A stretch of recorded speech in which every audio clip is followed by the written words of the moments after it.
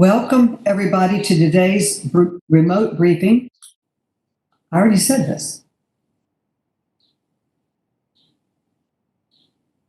Now start.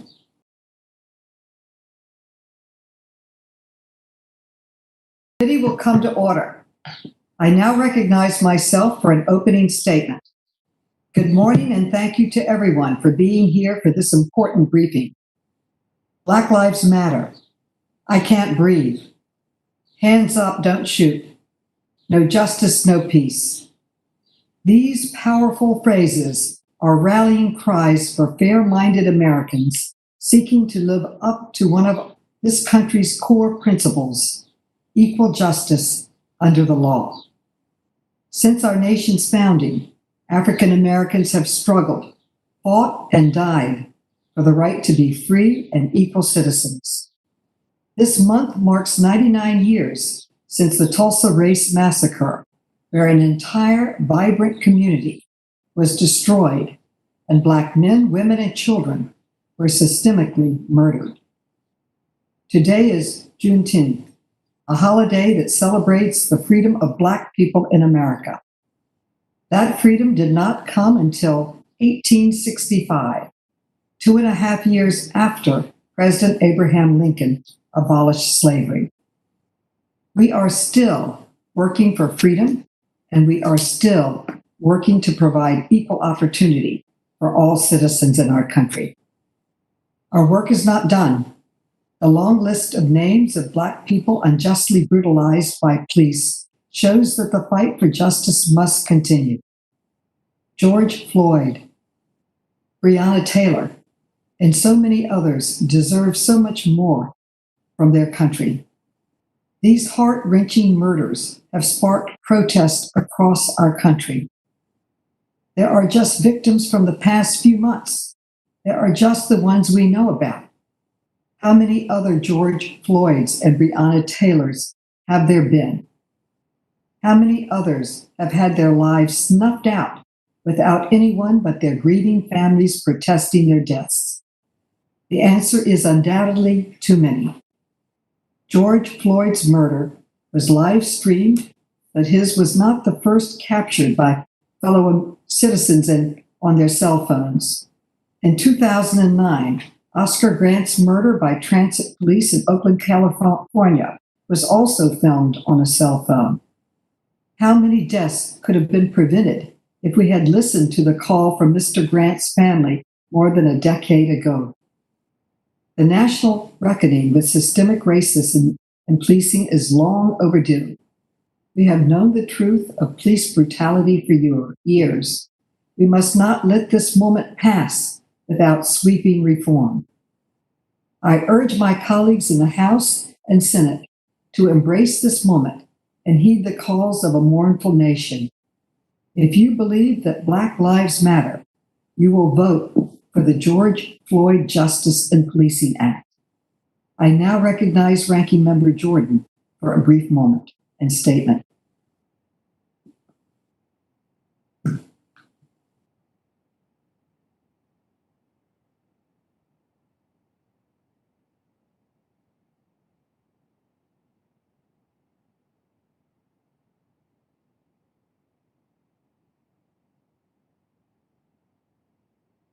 Mr. Jordan cannot hear you. Mr. Jordan, are you with us?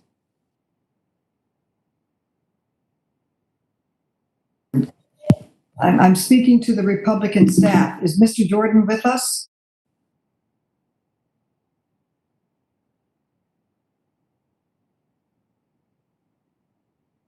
Hello, can you hear me? Is that Mr. Jordan? We have a video, but no voice. Madam Chair, I'm here. We can hear you now. We can hear you now. Thank you for joining us. I could hear you the whole time, and we've been online the whole time. Thank you, Madam Chair. We've had a hearing and a markup in the Judiciary Committee. In each of those occasions, I talked about, I think, 4 principles which should guide us as we're forming public policy and trying to address the concerns that are very real. First of all, the tragedy that took place in Minneapolis is just that. It's something that never should have happened.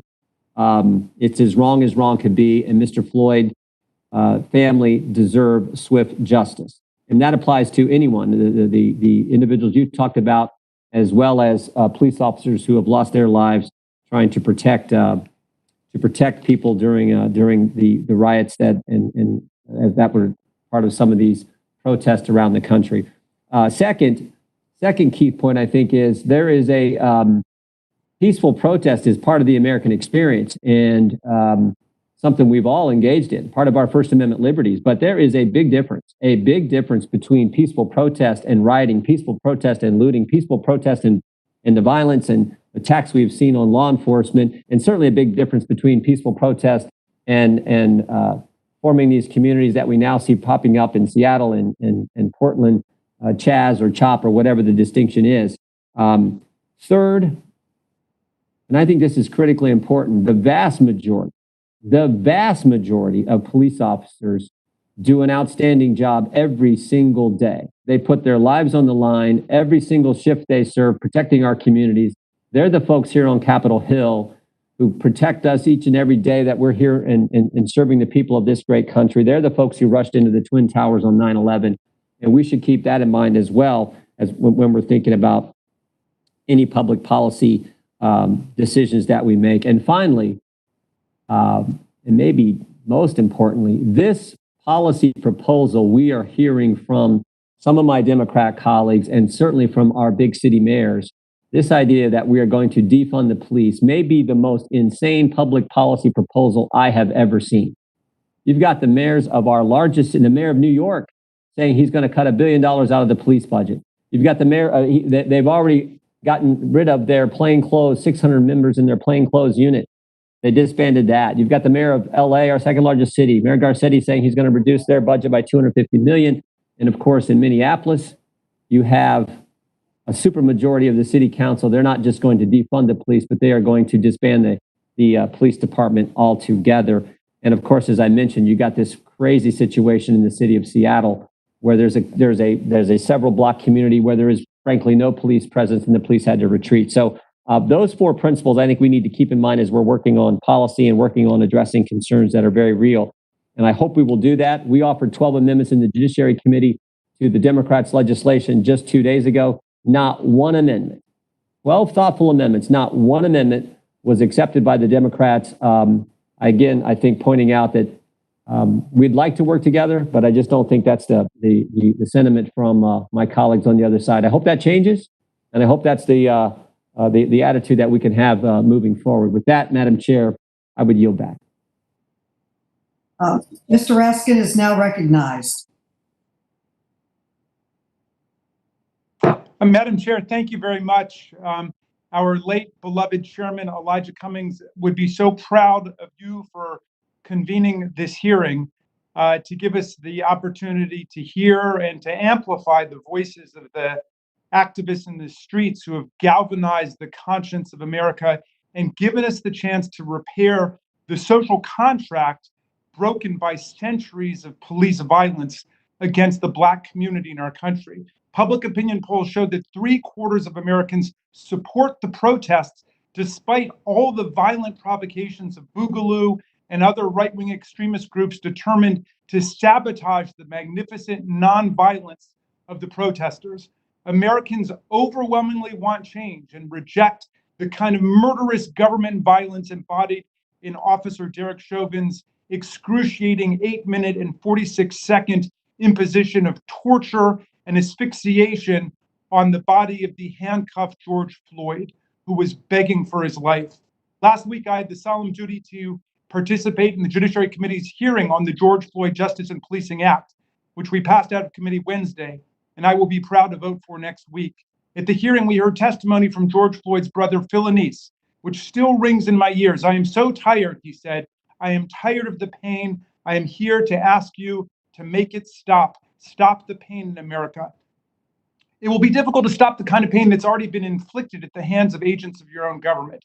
But today, at least, we will provide an opportunity for the community to hear and understand the pain and exhaustion experienced by Black communities across America and to participate in advancing a comprehensive legislative reconstruction of policing in our country to prevent the further imposition of this kind of pain on more Black families and bring some measure of justice and peace to the families that are still grieving today. Federal action is badly needed because state and local governments have failed to effectively address the persistence of police brutality despite repeated movements and efforts at local reform. The whole point of civil government is that we will be safer and more secure inside the social contract than will be outside the social contract, which Thomas Hobbes described as a state of nature and a state of war, nasty, solitary, brutish, and short. Where was the social contract for George Floyd? Where was the social contract for Breonna Taylor?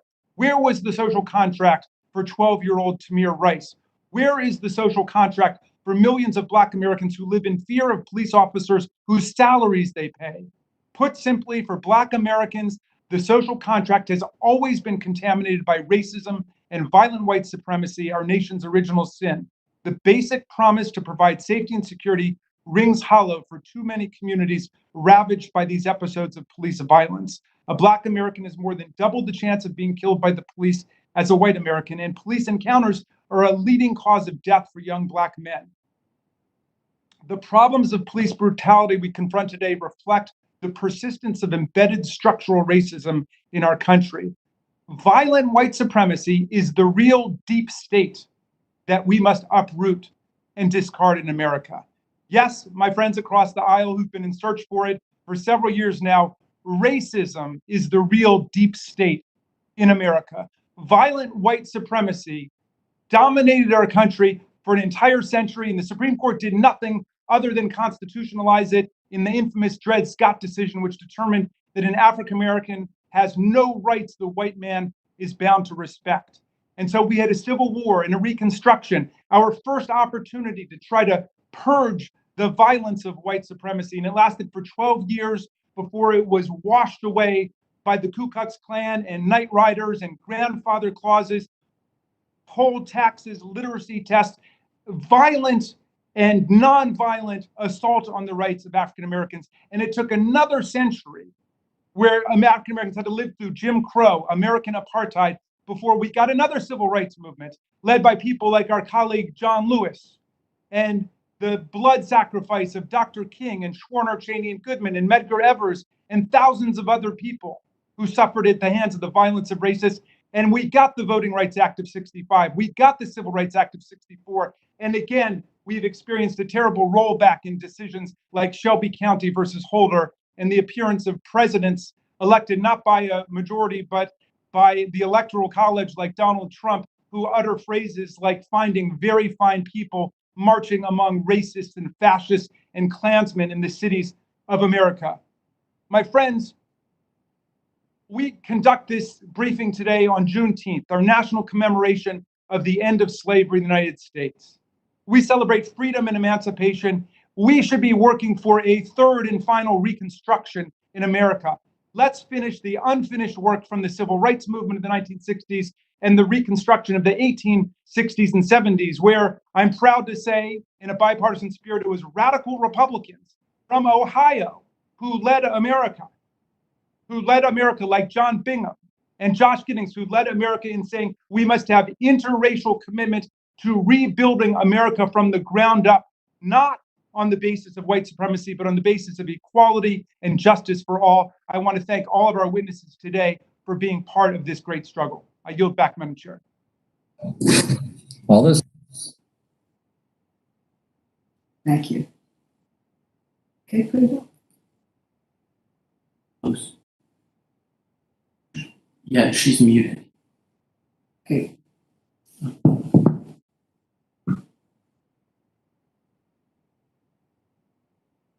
See, that's why I wanted you to have it up, honey. Yeah. Okay. I now recognize Representative Pressley, who has been a leader on these issues and introduced one of the first police reform bills after Mr. Floyd's death. Ms. Pressley. Thank you, Chairwoman Maloney, for hosting this important briefing. Black America is in the midst of a crisis, within a crisis, within a crisis. a public health pandemic that has robbed us of more than 115,000 lives across our nation, disproportionately Black lives, unveiling and reiterating the stark systemic inequities and disparities in our healthcare system, an economic crisis that has led to mass unemployment, evictions, and record levels of food insecurity, and the crisis of systemic racism in our policing system, a system rooted in this nation's original sin of bondage and slavery, a system that for too long has perpetuated the criminalization, the profiling and surveillance of Black and brown bodies, and resulted in the lynching and murder of countless Black people. And while the COVID-19 pandemic took this nation by storm, the only thing COVID-19 didn't disrupt was racism. So in this moment of truth-telling, in this moment of reckoning, it is critical that we center the humanity and dignity of all people and ensure those closest to the pain are driving and informing the policymaking. As Baldwin reminds us, not all things that are faced can be changed, but nothing can be changed until it is faced. The fact of the matter is, racism is not simply a point of view. It is not a point of view or the actions of a few bad apples. It is as structural as the marble pillars of this institution. The man-made discriminatory policies that have destroyed Black lives and Black families in this country were very precise, from the original sin of bondage to redlining to the failed war on drugs. So in this moment, we need our policy solutions to be just as specific and precise in legislating our healing and justice. The culmination of generations of hurt and trauma have led us to this moment. It is not enough to say Black lives matter.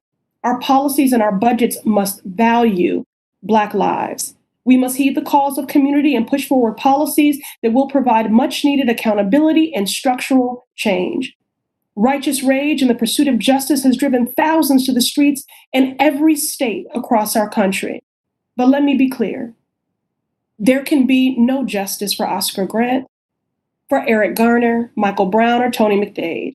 There can be no justice for Breonna Taylor, Atiana Jefferson, for Layleen Polanco, Natasha McKenna, Maya Hall, or Janisha Fonville.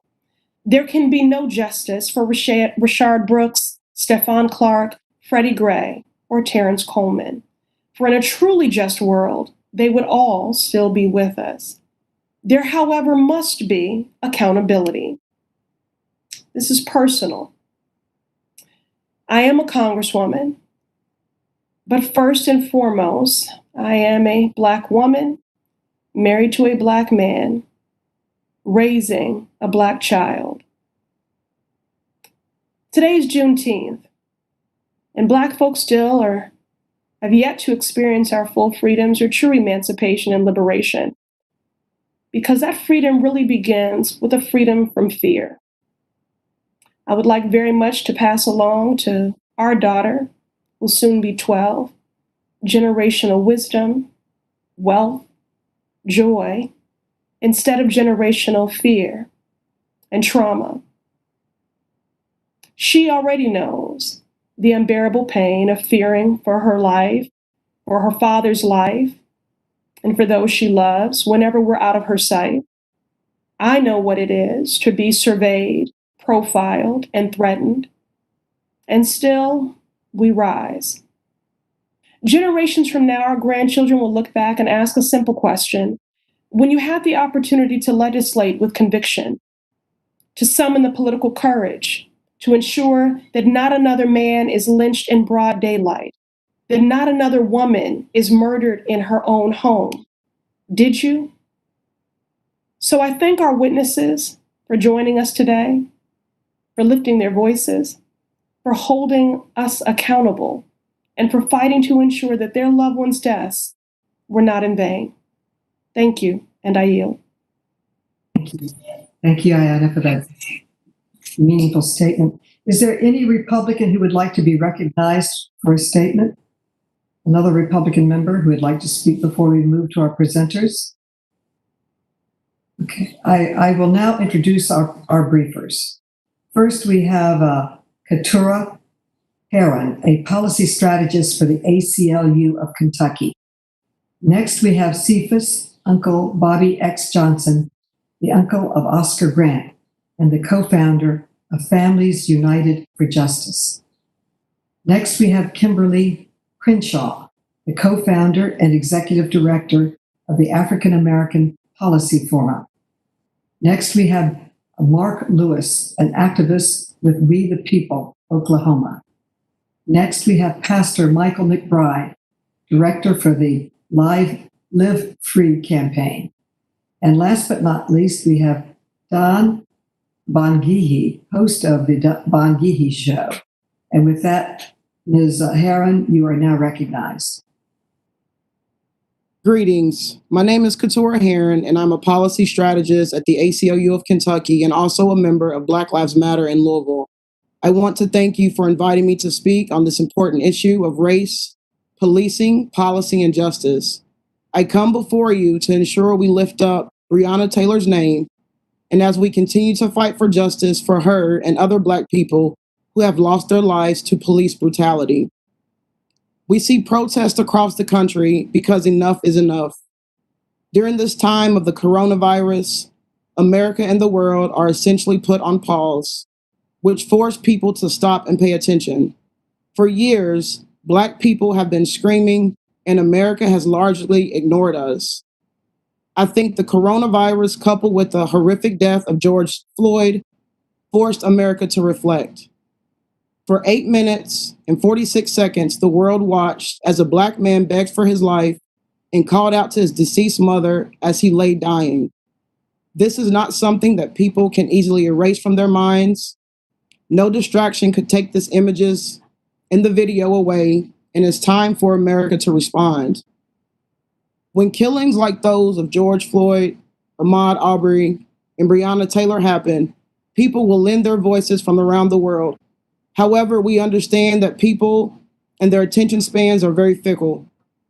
There will be another story, the cameras will turn, the media attention will fade, and the people left in those communities that have been rocked by police brutality remain. They will be left to pick up the pieces. It is essential for people that live in these communities to know they can impact legislation on a local level to stop these senseless deaths from happening. In Louisville, we took a first step with passing Breonna's law, which bans the use of no-knock warrants and quick-knock warrants and requires all police involved in serving a warrant to wear body cameras. The law requires them to turn them on 5 minutes before serving a warrant and keep them on 5 minutes after the warrant is served. When Breonna's law passed, a huge TV was brought outside of the steps of City Hall so that citizens could watch the proceedings. Folks were engaged because they understood their voice mattered and their voices were able to impact legislation on a local level. They learned it was the judges they elect and the representative they chose locally that would affect the laws that govern their day-to-day living. Now people are engaging differently in different arenas. People are organizing around a more just budget, and others are closely monitoring the collective bargaining agreement between the Fraternal Order of Police and our local government. When organizing with people who have existed in a survival mentality for years due to systematic racism, it is difficult to get them interested in local politics. The truth is, it is difficult to get anyone interested in local politics. Many people are simply trying to make it from day to day. As we organize, we are also educating people on how it is not just things that are done at a federal level, but also at a local and state level that would impact their lives. Many just do not fully understand how the political system works. Many people will go out to vote for a president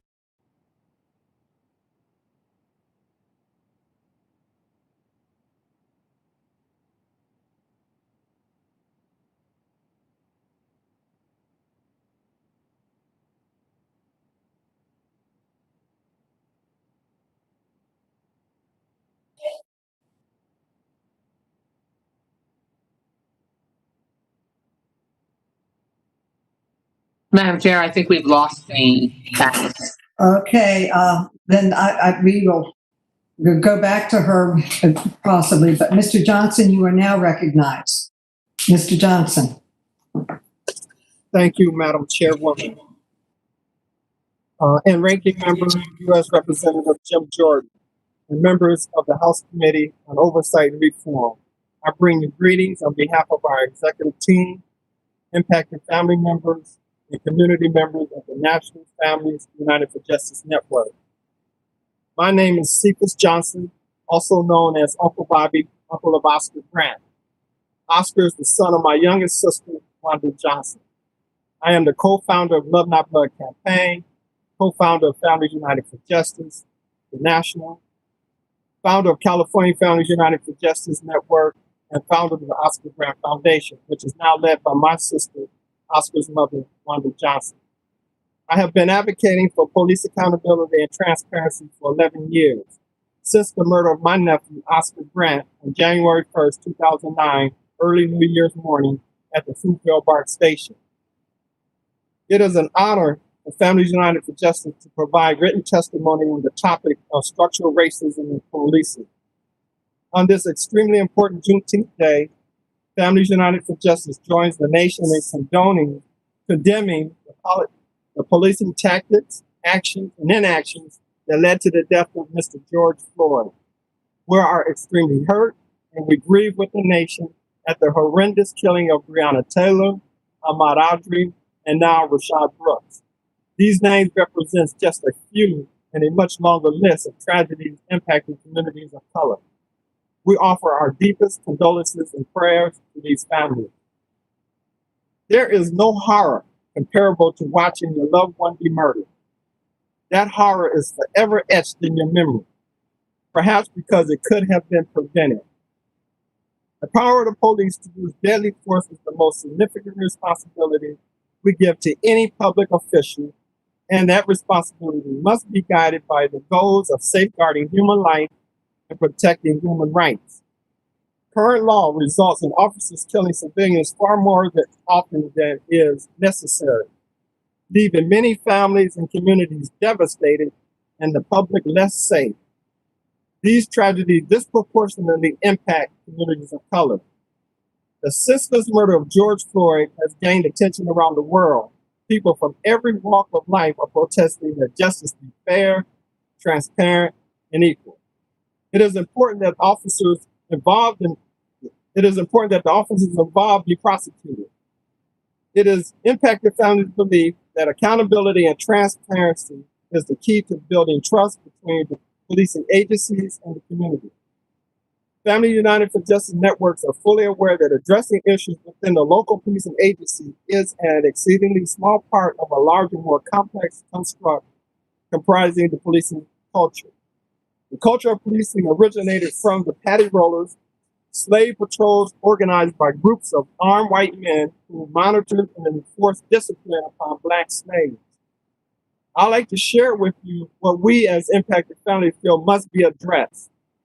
We strongly recommend a national use of force policy included in state and local policing agency standards, mandatory de-escalation requirements for all officers, and policies that require the use of de-escalation tactics as a priority, prohibition of all physical restraint maneuvers on or above the neck, no chokeholds. Police qualified immunity should be removed. Under federal law, police officers who infringe on civilians' constitutional rights can be sued in federal court, but the qualified immunity doctrine shields them from such suits unless their action violates clearly established law. A federal data collection of use of force data, traffic stops, pedestrian stops, and detention data of all demographics. A national database of officers with patterns of misconduct. We wholeheartedly support the passing of the Justice and Policing Act, which specifically addresses the loopholes that continue to allow policing tragedies free of oversight and accountability in an environment that fosters racial tension. Mandatory requirements that all officers render immediate medical aid to any person experiencing a health crisis, whether in custody or not. Mandatory requirement that officers intervene where physical force is being applied to either stop or attempt to stop another officer when force is being inappropriately used. Mandatory law enforcement accreditation as a national requirement. provide the Civil Rights Division of the Justice Department enforcement and oversight against patterns and practices of discrimination. In closing, on behalf of impacted families, I thank you for allowing our voice to be heard. Today, at this crucial time in our history, impacted families appealed to the House Committee on Oversight and Reform to pass legislation that provides national guidelines to reform the system of policing, to hold police officers accountable, and to snuff out that sick, patty roller culture that has thrived in the belly of the policing since its beginning. As a Black man, I can unequivocally attest to the perpetual existence of discriminatory practice that remains a haunting reality for people of color throughout this nation. It is critical that we first acknowledge the pressing need for a national legislative approach to local policing agency change and urgently begin the process of re-imaging today's policing culture, enlisting those who value the sanctity of life and the protection of human rights. Again, let us, as Families United for Justice, thank you, Ms. Chairwoman. Thank you. We have Ms. Herron back. So, Ms. Herron, you are now recognized. Hi, thank you. I'll just finish toward the end of my testimony. There's always talk about when our federal government should step in and when we should leave things to the state and local jurisdictions. It is always the time to do what is right, and I believe now is the time for our federal government to take action and prohibit police policies and practices that brutalize communities. Today, this body should make it your duty and priority to ban no-knock warrants, ensure police officers don't get special protection when they engage in misconduct or use of excessive force. Police who swear an oath to protect and serve should be held to a higher standard. We should draft policy to ensure police have a duty to intervene when they witness their colleagues brutalizing someone. We need to end the 1033 program, which militarizes our police, and stop attacking peaceful protesters with tear gas and other tools and tactics which are used in war zones. Ultimately, we must reimagine public safety. We must divest in policing and incarceration and invest in systems that provide equal access to housing, education, healthcare, safety, and opportunity. Thank you for allowing me to speak today, and I also encourage you all to read my full testimony, which should be provided for you. Thank you for your time.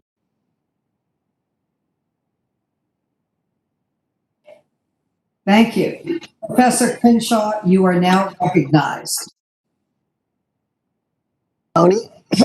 Ranking Member Jordan and members of the committee, I'm Kimberly Crenshaw, Executive Director of the African American Policy Forum, Professor of Law at UCLA, and Faculty Director of the Center for Intersectionality and Social Policy Studies at Columbia Law School.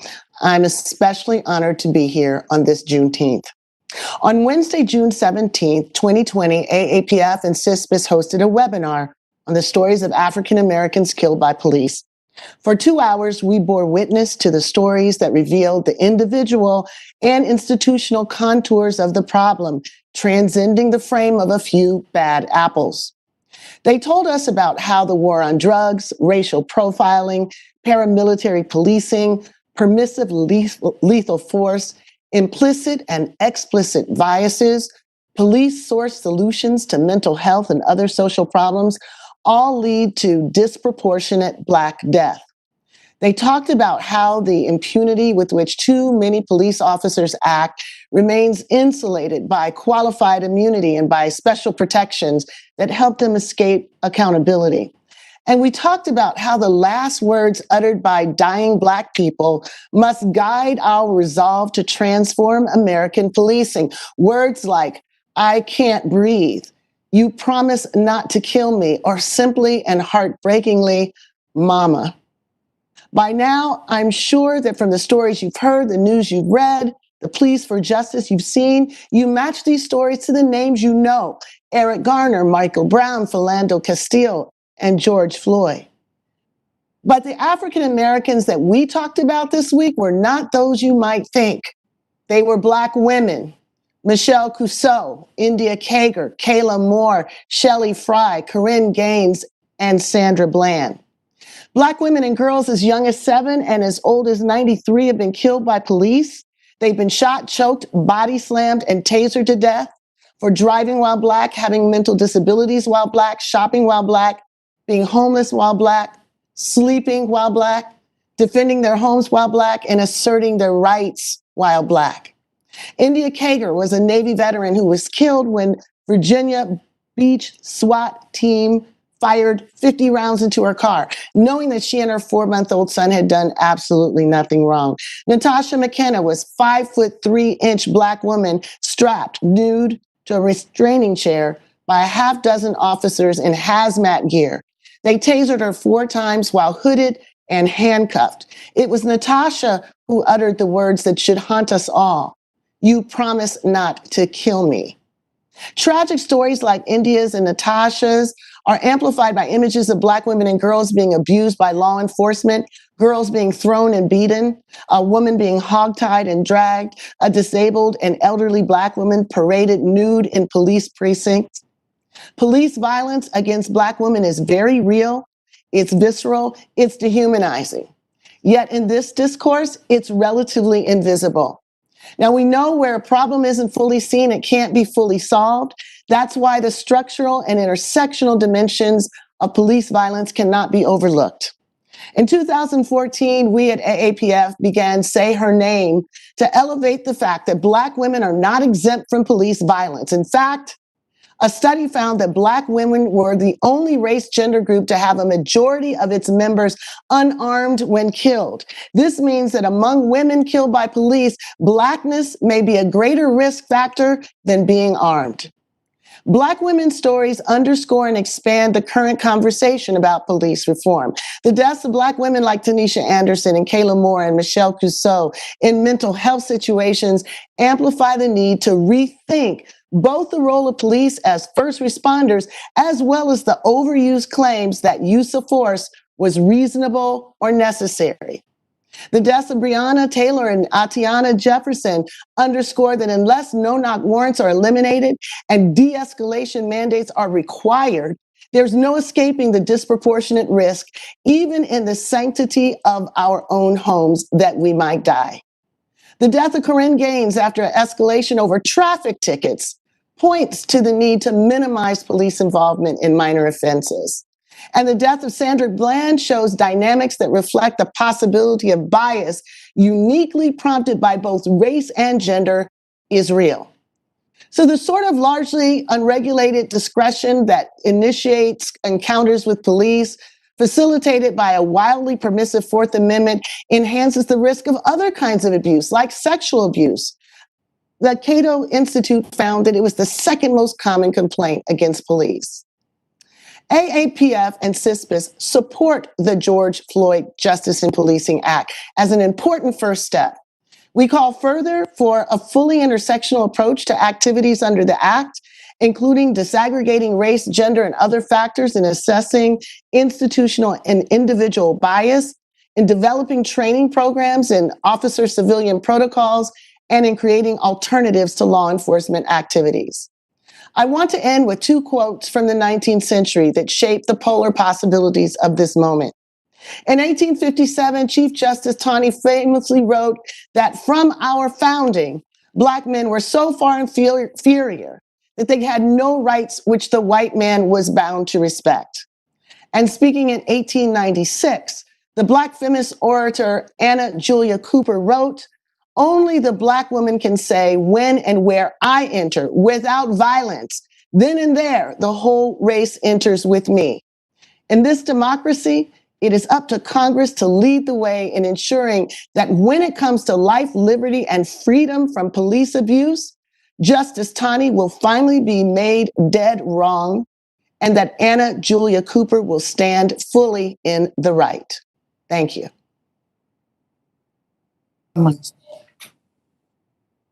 Mr. Lewis, you are now recognized. Thank you. Thank you, Chairwoman Carolyn Maloney, Ranking Member Jordan, and distinguished committee members. I am grateful for the invitation and the opportunity to speak with you today and share our community concerns regarding abusive policing practices and the immense need to reform. My name is Marq Lewis. I'm a community organizer and founder of We the People Oklahoma.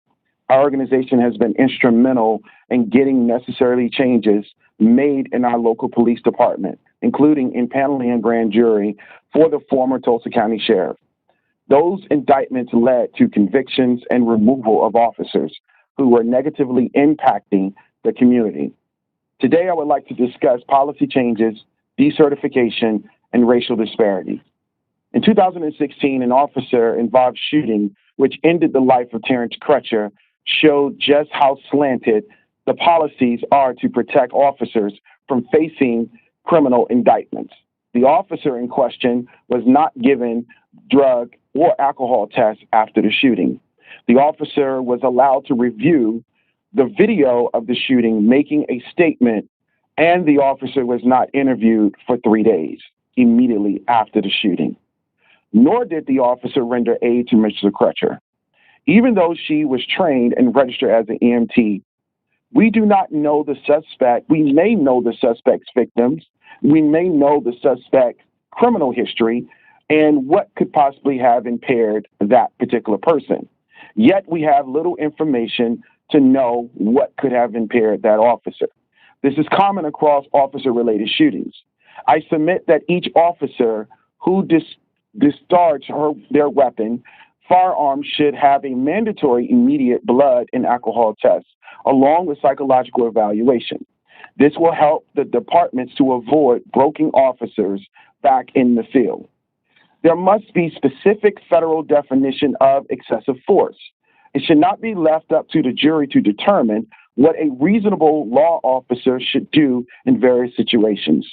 We must have a federal standard that red flags an officer for use of force and excessive force complaints. Officer Chavin, who now is charged with the murder of George Floyd, had dozens of complaints in his 19 career, and 16 of those were closed without disciplinary actions. Would a federal limit on excessive force claims have prevented Chavin from committing the crime that he is now accused of? We need to encourage agencies to begin to decertify law officers, including security guards, who are fired or commit crimes. We have seen time and time again an officer commits an offense or fired from a department. That officer is moved to another department without a review or decertification. Officer Shannon Kepler, who was convicted of killing an unarmed African-American man, Jeremy Lake, has not been decertified. Bob Bates, who was convicted of killing an unarmed African-American man, Eric Harris, has not been decertified. Most recently in Tulsa, a former detention officer who's had a history of racial bias and use of force claims he was able to become a security guard, and he just shot and killed an unarmed Black man. Had any of these officers been decertified, would it have been possible that they would not inflict any death or trauma they have caused.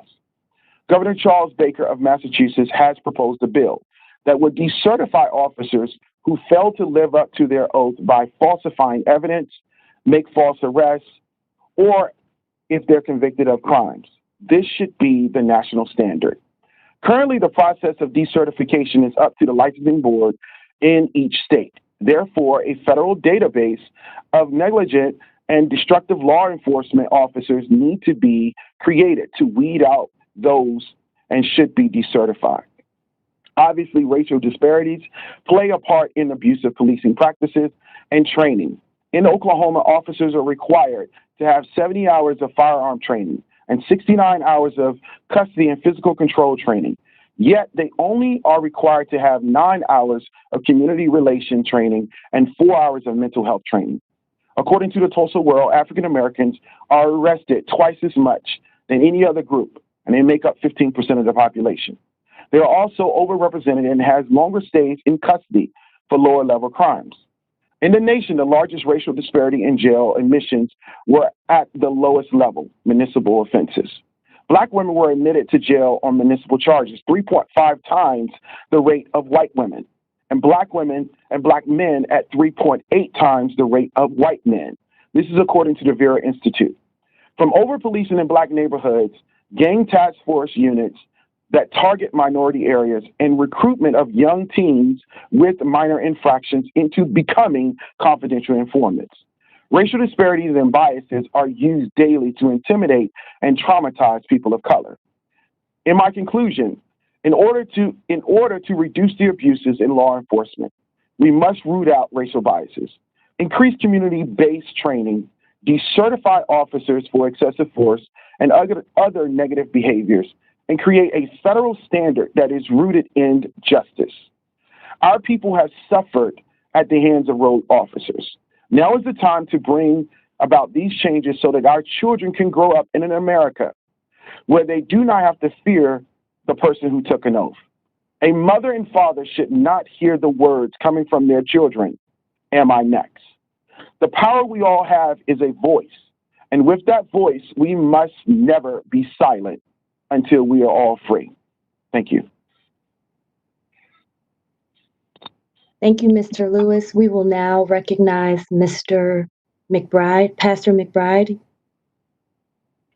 On behalf to Chairwoman Maloney, Ranking Member Jordan, and all the members of this committee, on behalf of all of my freedom-fighting friends and comrades, as well as the victims and survivors of state violence I am in relationship with, I thank you for the invitation to testify.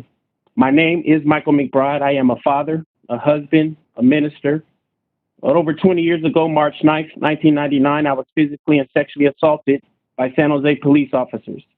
I was a student at a Bible college living with my pastor and his family, but that night the police could not see my humanity. While returning home from visiting family, I was racially profiled. My groin and testicles were squeezed and groped. Officers ran their hands through my underwear, claiming to look for weapons they would never find. I was brutally thrown to the ground with knees in my back and guns pointed at me, and my arm was feeling like it was on the verge of snapping in two. Verbal assaults and obscenities were hurled at me with no provocation. That evening, these men I did not know tried to crush my dignity. They left marks on my body and trauma in my spirit that persists even to this day. I am glad I did not die that night. While their guns were trained on me, there were moments I thought I would die. I felt so unprotected. I felt so disposable. These last 20 years of activism and practice is the fruit that has emerged from the soil of that horrific night. And for so many of us who have had our humanity degraded, our bodies mishandled, our most sacred parts violently abused under the guise of the law, there is a pain that never leaves us, a shame and anger that never subsides. There are ever-present questions that echo in our minds: why did this happen to me? And why was no one held responsible? And many of us who show up in the streets to protest arrive with scarred bodies and unresolved trauma, still mourning and enraged that in almost every case, the very person who harmed us is still hired as a police officer in our communities with no accountability, or worse still, no remorse. Our protest then becomes a cathartic release, and it is righteous and sacred. But it is not enough. Our country must do the hard but necessary work to uncouple itself from a 300-year-long legacy of anti-Black racism and violence that has become essentialized in the system of policing at work today. And on this Juneteenth day, when we memorialize the news of emancipation arriving to the enslaved Africans in Texas, how could we ask for anything less than freedom from this system of policing? This is what abolition points to. When many of us say abolish the police, we are not saying abolish public safety. Far from it, we are saying let's formally bring to an end this current form of policing, a system all too willing to sacrifice dark-skinned bodies, Native bodies, trans bodies, women's bodies, male bodies on an altar of a false sense of safety. Now, reasonable people can debate the particulars of the how we achieve public safety, but all of us should agree this system of policing cannot continue at the cost of Black lives and Black safety and security. The good news is we need not sacrifice public safety to end this system of policing. Neither must we start from scratch to reimagine a 21st century public safety system. For the past 20 years, I've been immersed in the work of public safety at the intersection of ending gun violence and mass incarceration. My journey as a survivor, a faith leader, a practitioner, organizer, and national leader have taught me that victims and perpetrators in urban communities are often the very same people. their networks of violence are largely concentrated and over-policed. Here is some evidence. With respect to violent crime, research from the Prison Policy Initiative tells us that only 5% of all arrests are for violent crime. Our experience reinforced that less than half of 1% of a city's population drives as much as 60% of gun-related shootings and homicides. We have the strategies to save lives. We must scale them up. Shrinking the footprint of policing in our cities for the sole purposes of reinvesting these tax dollars in proven community-based safety and intervention programs is a recipe for success and not failure. Can you imagine how different our communities and country would have looked if we unleashed hundreds of thousands of public health nurses, addiction counselors, and healers in the 1980s and 90s rather than more cops? We can still right that wrong today. As I close, I know many members of Congress are uncomfortable with the language of defund the police as it has been defined by many as a zero-sum game. May I suggest we think of this very differently, because after decades of overinvestment in failed systems, all the people are asking for is a refund. Refund our tax dollars so we can put it into schools. Refund our tax dollars so we can hire public health violence interrupters. Refund our tax dollars so we can hire mental health workers and healers in our schools. Refund our tax dollars so we can prioritize housing the homeless and feeding the hungry. The fierce urgency of now compels me to ask, how much longer will you ask us to wait for progress? What is at stake are not merely budgets or politics. It is dignity, life, our sense of belonging to one another, our shared humanity. In this moment, courage fused with imagination can usher in what Shirley Chisholm declared a bloodless revolution, one that brings to an end centuries of uninterrupted trauma visited upon the bodies, the spirit, and the souls of Black Americans. May our progeny look back on our times and say, to paraphrase Langston Hughes, these are the days when America became America. For the many who have never had America be America for them, may we launch this third reconstruction and change the system of policing for Black Americans and all Americans in this country. God bless you. Thank you. Thank you very much, Reverend McBride. Chairman Maloney's system is down. Unfortunately, there is an area spectrum outage in her neighborhood. So I'm going to recognize Mr. Bongino for his 5 minutes of testimony. Thank you, Congressman Raskin and Ranking Member Jordan. I appreciate the opportunity to address your committee on this critical issue. The death of George Floyd was incredibly difficult to watch for all of us. None of us will ever forget that video. It was a moment of sincere national unity and outrage.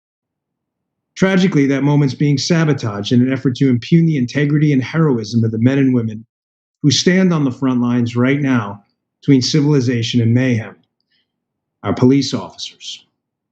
Yes, we can and we should focus on improving our police departments. It's critical. It's the right thing to do. Our police officers do have enormous power. They have the power to take away freedom and, in some difficult cases, life. But defunding the police is unquestionably the road to destruction. Policing is a stressful and at times emotionally overwhelming job. No other position outside of our military asks so much of men and women. No one on this panel is currently being asked to meet and interact with people at the worst and potentially most perilous moments of their lives for 8 hours a day, potentially 7 days a week. No one on this panel. It's devastating. It takes an emotional toll on our brave police officers, the men and women in blue. An emotional toll that thankfully few will ever know. Having said that, police officers can't have bad days. We can and we should do better. But this national debate has morphed from a conversation about improving the quality of policing to defunding them and painting them with grotesquely offensive labels such as systemically racist. Well, I ask, what system are you referring to? It's a fair question, is it not? Many of the political figures lobbying this charge are the system. If you believe in a system, well, this is a fair question, is it not? And the system they are a part of in many of these cases has been monopolistically run by Democrats for decades. Ignoring this reality while insinuating that the good police officers who work within it are willingly compliant with a racist system is really tragic. I proudly served in the 7-5 precinct in a largely minority precinct in East New York, Brooklyn. And the police officers I worked with always reported for duty, looking to assist the people in that neighborhood who, again, were largely minority, Black and Hispanic. I'll say in closing, Father's Day is approaching. And while some with perverse motives are using our police officers as political footballs in this destructive game, I humbly ask you to think about the many families across the country that'll wake up on Father's Day staring at nothing more than a picture of a police officer father they once hugged. A photo of a police officer lost in the line of duty will never, never take the place of an embrace. Think about that as you choose your words when referring to the finest men and women I've ever had the honor to work with. Thanks for your time. Thank you. Thank you. I now recognize Representative Pressley for 5 minutes for questions. Thank you all for being here. Again, the people closest to the pain should be the closest to the power, driving and informing the policymaking. And we're so grateful that you are lending your expertise to this moment. Mr. Johnson, I want to extend my deepest condolences for the loss of your nephew, Oscar. You are the member of a tragic club. And I'm grateful that you join us today. Too many Black women and mothers, surviving family members have had to relive the trauma of seeing their loved ones murdered and live streamed on national television. The mothers of the movement have been trying to tell us for generations, from Mrs. Till to Lucy McBath, to stop murdering our children. We must listen. We must center these experiences in this moment of truth-telling and reckoning. And while Juneteenth is meant to be a day of celebration and of freedom and emancipation, again, we must take stock of this moment and be sobered about the work that lies ahead. Mr. Crenshaw, is it fair to say that the policing system in our nation grew out of the practice of capturing and often murdering individuals trying to escape from slavery? Could you speak to just the history of our policing system and how you see that influencing modern day policing? Thank you, Congresswoman Pressley. Indeed, one of the historical dimensions of policing that is in many of these conversations overlooked and undervalued is the fact that our policing system was grounded in the notion of paddy rollers, effectively those who would ride the plantations to use coercive dimensions to secure the safety of plantation owners and others who weren't subject themselves to slavery. More broadly, one has to understand that when we talk about policing as a way of enforcing the order, one has to understand what the order was initially based on. When African Americans were able to escape, when they were captured, if they were, what they were charged with was theft. They were stealing themselves, right? So the very system of law that backs up a racist economic system is the thing that police were reinforcing and securing against what would otherwise be seen as self-help. Freeing oneself against a baseline of freedom doesn't look like theft. It looks like freedom. So the long history of policing tied together with an existing system of deep racial inequality has been so close that policing doesn't really ever get that far away from that history. So that's why it's important in this moment that we historicize this problem, that we see how it comes up again and again and again, and that we have an understanding of why so many African Americans are experiencing this moment as basically being captured and taken back to a past in the same way runaways were captured and taken back to slavery. That's what this moment is really about. And that's why we need a much more fundamental structural solution to the problem of race in policing. Thank you. Thank you for that historical contextualizing. Ms. Herron, could you speak to specifically how has qualified immunity contributed to the culture of impunity among police officers? Yes, I mean, I think that one of the things that we are seeing, and one thing that I've been explaining it is, if you're working at a place like Kroger, or if you have your own business, and you identify a bad employee, you identify someone who is taking money out of the cash register on a daily basis, or not coming back from their break, or a no call or no show. There's things that you put in place to say this person is bad for our business, and we need to get rid of them. And I think that what we're seeing locally here in Louisville, Kentucky, and across the nation is that the police have so many protections around them that when we identify that there's a bad police officer, there's no way to get rid of them. And so I think that the thing that needs to be known and said is that we know that there are some good police officers out there. However, we know that the structure of policing has not been favorable to Black bodies, and the policies in which they operate under have not been favorable to Black bodies and communities. And so what we want to do and what we need to see is that when departments or even families recognize that a police officer is starting to engage in those behaviors that make them not a good employee, that we have to have ways to get rid of them. That's not only for the safety of the police officers and their families, as we know that there's a lot of domestic violence that goes on within those households, but also to protect the communities. And that's what public safety is. And when folks are talking about divesting and defunding the police, that's what we're talking about, is how do we get rid of those bad police officers to make sure that the structure of policing is fair and equitable for everyone. Thank you. And I'll just, there can be no justice without accountability. And so I appreciate your, offering that context. Doctors can be sued for malpractice, lawyers for negligence, and so on. So no one is above the law. Policing should be no exception. My colleague, Representative Amash, and I, we've introduced the Ending Qualified Immunity Act, which would eliminate fundamentally the flawed qualified immunity doctrine and allow Americans to seek justice when their civil rights are violated. I hope my colleagues will support that. Ms. Crenshaw, you coined the term intersectionality, and it does speaks to the reality that our destinies are tied and that we must center and uplift the most marginalized in our policymaking in order to realize equitable outcomes, to center those at the intersection of multiple forms of structural and interpersonal oppression. I just wanted to yield the floor to you for you to educate those on the term who might be unfamiliar.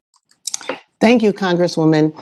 Intersectionality is basically a concept that allows us to see that problems in inequality are often not single issue problems.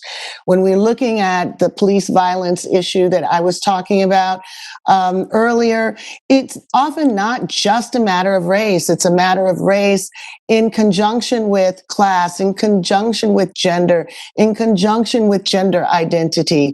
So intersectionality tells us, as a framework, that we have to look at all the different ways that vulnerability is structured into our society. It's not about the body itself. It's about how the body is situated in our society in various social structures. So, for example, some of the women that we lift up are those who had mental health crises, but they were also African American, or they were African American and trans, and all of these things come together to shape how the officers interacted with those bodies. So intersectionality says we need interventions and understanding of the problem that look at all the systems that come together to create the vulnerability. No single issue or single prism frame is going to solve the multiple ways that we're seeing vulnerability to state-sanctioned violence. That's right. Thank you. And thank you so much. And finally, Mr. Johnson, I want us to bring Oscar into this space. Tragically, when we are robbed of a life of someone in this manner, much of the public only gets to know them for the way in which they were killed. But I want the American people to know who your nephew was. And so in the final seconds of my line of questioning, would you just share a little bit with us about your nephew and the kind of young man he was? Most definitely. But right before I go into Oscar, I did want to share our executive team, loved ones who were killed. Most people don't know about Marlon Brown out of DeLand, Florida, Andrew Joseph, 14 years old, out of Tampa, Florida. Nathaniel Pickett, Barstow, California. Michael Brown, we all know, who was a part of our team. Ferguson, Missouri. Corey Jones, West Palm Beach, Florida. And I could go on with the others, but I'll talk about Oscar. Yes. For those who don't know, Oscar, again, was murdered on January 1st, 2009 at the Seatbelt BART station in Oakland, California. Ryan Krugler, a young 22-year-old man who also felt that he was Oscar, created the film Fruitvale Station. Oscar was beloved by his family, definitely his daughter Tatiana, who at the time was 4 years old when he was murdered. And he did promise her he was going to take her to Chuck E. Cheese the next day, but never made it home. He was loved by his friends in his community, his high school. He had a whole host of friends as witness on the platform that watched him get murdered. He was my first nephew. So, you know, I had a very special love for him because I was an uncle. And he had a good relationship with my son, who enjoyed each other. So I had an opportunity to watch him grow up, spend a lot of time with him, and was deeply hurt witnessing what happened to him on video. I think the world should know that in the 21st century, Oscar really is like the Emmett Till of the civil rights movement, but Oscar of the Black Lives Matter movement. Because Elisa Garza, Patrice Cullors were all basically in Oakland when Oscar was murdered.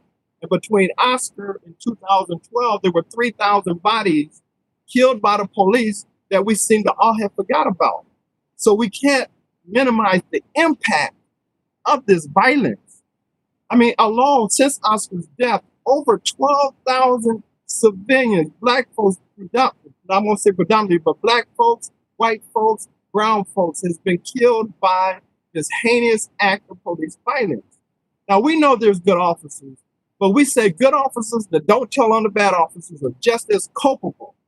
So we feel legislation must be put in place to encourage them to become responsible policemen within the agency to ensure that bad police officers are removed and held accountable for their murders. You know, but yes, Oscar was loved by his mama. You know, he was loved by his grandmother. He was loved by all of us in the community that witnessed what happened to him. You know, that was Oscar Grant. He was the catalyst of the movement we see happening today. The gentlelady's time has expired.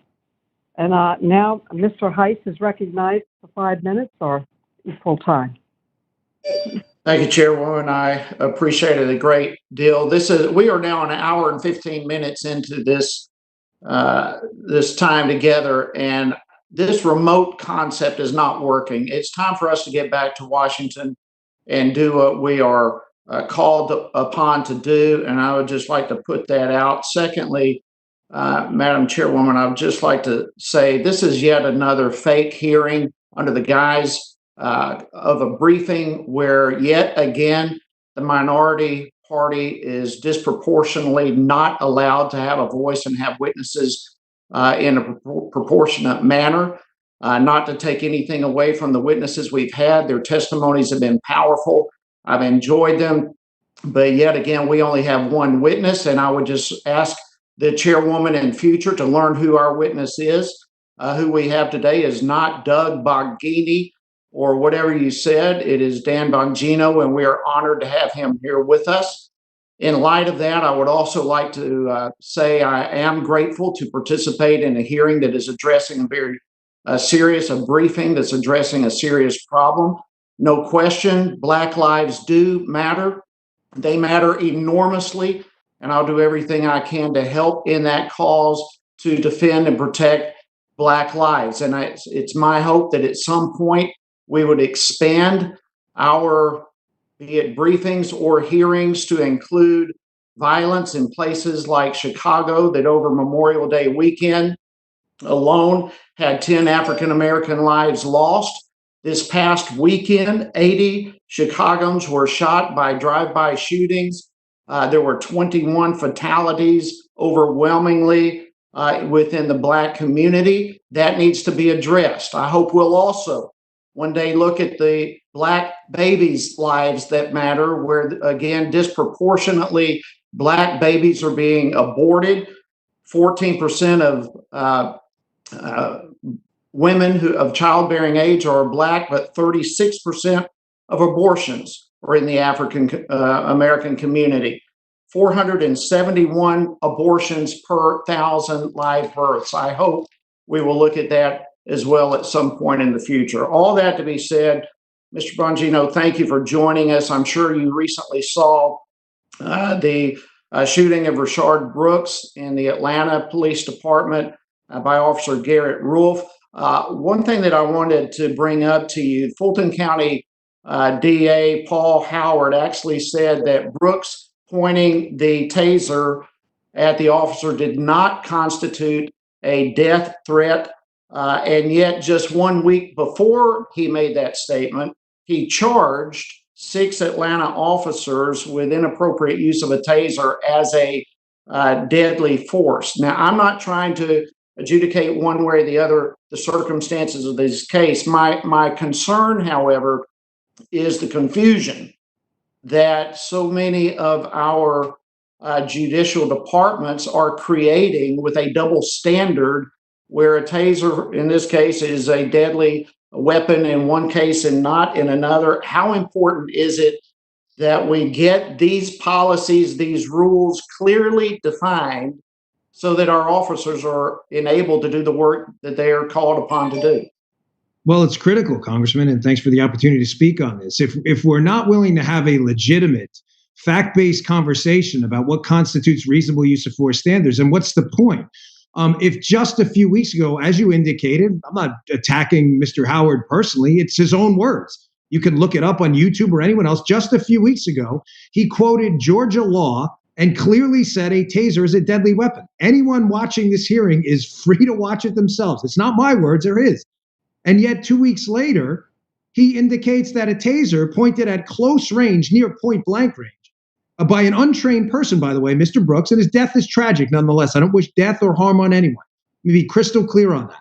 But having said that, stealing a police officer's taser weapon after punching him in the face, attacking him and his partner, running away and fleeing into a crowded parking lot with said weapon, and then turning and pointing it at close range at the face of a police officer where the barbs could penetrate eyeballs and potentially the skull, how you would indicate that that is not deadly force is absurd.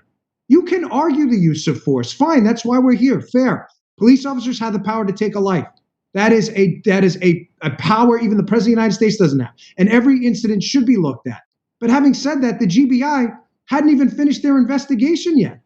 That's not due process either. This is a deadly weapon. There's no question about it. And in the hands of someone untrained who just assaulted you, it's a very deadly weapon. Let me ask you this too, because I think that's a great point and powerfully stated. But it looks to me like we also have another problem besides the double standard and judicial clarification of what's a deadly weapon. But the unions, police unions themselves, appear to me to be problematic in that they protect some bad actors. It was brought up in one of the witnesses earlier about Officer Derek Chauvin. I mean, he had multiple complaints, perhaps a couple of dozen complaints, and yet he was protected by the unions. I'm assuming that's the ones protecting him, the police unions. And we find a lot of times, even officers where it's difficult to fire them. It's difficult with the unions to remove these bad actors. And many times, even if they are removed, many of them are reinstated. How serious of an issue do you think these unions are? And what do we do about it? No, it's very serious. And some of the panelists who've spoken have had some powerful comments on it. I don't instinctively disagree with everyone because I take different political positions on some. The unions, the good and the bad of the unions, the bad quickly is obviously there are times that are bad officers, really bad officers. In this case, in the case of Mr. Floyd, resulted in the death of Mr. Floyd in that horrific video. I think we've all seen one too many times. It's hard to watch. If he was in any way protected by the union, then yes, it's beyond time for serious reform. Having said that, I would not recommend that. They're not officially unions because of laws, especially in the big cities, but benevolent associations, whatever you want to call them.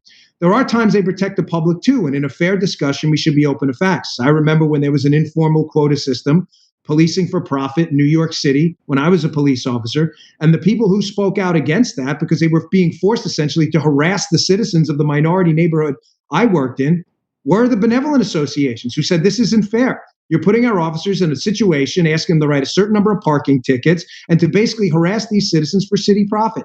So having said that, it's a great discussion. I'm glad you brought it up. And we do need to have and sit down with the unions, but not everything they do is bad. And I think we should be open to hearing all sides. Last question. What is the role of the federal government with state and local law enforcement offices? Should the federal government be involved? I mean, the one size approach fits all. Every district, every police department is different. Rural versus urban versus inner city, all this sort of thing. What is the role of the federal government in these state and local departments? Well, I think the president's executive order is a good first step. Information sharing is definitely a positive. We don't want bad police officers who are fired going and contaminating other police officers and police departments elsewhere. That information sharing is a must. But having said that, a grand, big federal use of force plan, I think the president has it right using incentives and not edicts. Think about it. I just give this quick example. Having worked in both the Secret Service under President Obama, President Bush, and President Clinton, and the NYPD, there were use of force techniques we used in the Secret Service, things like thumb restraints. If someone, say, were shaking President Obama's hand and won't let go, that we learned to do to get them off. That's not the kind of thing you would do as a police officer. But when you're looking at potentially saving the president from a disastrous situation, that's a use of force technique that's very specific to the Secret Service. Think about that in terms of rural and urban areas, learning how to fire around buildings versus being out in an open kind of rural environment. They're completely different, and I think the federal role should be to incentivize good, solid, documented use of force, but to stay out of national edicts and let localities tailor it to their specific what they need to do, what their job function is. Thank you very much. Appreciate you being here, and I yield back. Thank you, sir. I now recognize myself for 5 minutes for questions. On March 13th, 2020, 4 Louisville police officers broke into Breonna Taylor's home without warning and shot her 8 times in the dead of night. They were executing an arrest warrant for someone they already had in custody and who did not live with Breonna Taylor or in the complex. Today, 98 days later, all 4 officers are still police officers in Louisville. Eric Garner was killed by an officer who held him in a chokehold. Chokeholds were barred by the NYPD. Mr. Garner cried, "I can't breathe," 11 times. The officer was arrested arrested. He kept his job for 5 years after Mr. Garner's death. Tamir Rice, a 12-year-old child, was shot and killed by police 2 seconds after the officers arrived in the park where he was playing. The officer was responding to a neighbor's call that a child was playing with a gun that was probably a fake gun. The officer was never arrested. These are tragically just a few of countless loved ones, children, brothers, sisters, fathers, mothers, and friends lost to unnecessary police violence. For far too long, police officers who commit horrific abuses against Black Americans have not faced any consequences, not even when they take a life. I would like to ask Ms. Herron, can you talk briefly about the current lack of accountability for police misconduct? Yes, thank you for that and explaining everything. I am happy to announce that today it was announced that Brent Hankerson was fired today from LMPD. So that is a first step. And I think that happened because of the continuous pressure on citizens here in Louisville and across the nation of demanding him to be arrested. But I mean, just like that you said and explained, it's super frustrating when we know that police officers are engaging in misconduct. And for Mr. Hankinson and many other police officers we've seen across the nation, it's not their first time that things are building up, and there's there's all these different things that are happening. And so, and I think that a couple of people hit on this earlier today. we just want to make sure that police are held accountable. And the only way that they're going to be held accountable is that if there is legislation that is put into place that counteracts the protections that they have right now. I know that many jurisdictions have a police bill of rights, and they have all of these other things that pretty much protect them. And, you know, just like Representative Pressley said earlier, if you are a lawyer or a doctor and you engage in such behaviors, then you will lose your license and you will no longer be able to practice. And that is the same things that we want for police officers. And that is simply to ensure that our communities do not continue to be brutalized and traumatized. Thank you. Thank you. Thank you. Thank you. Thank you.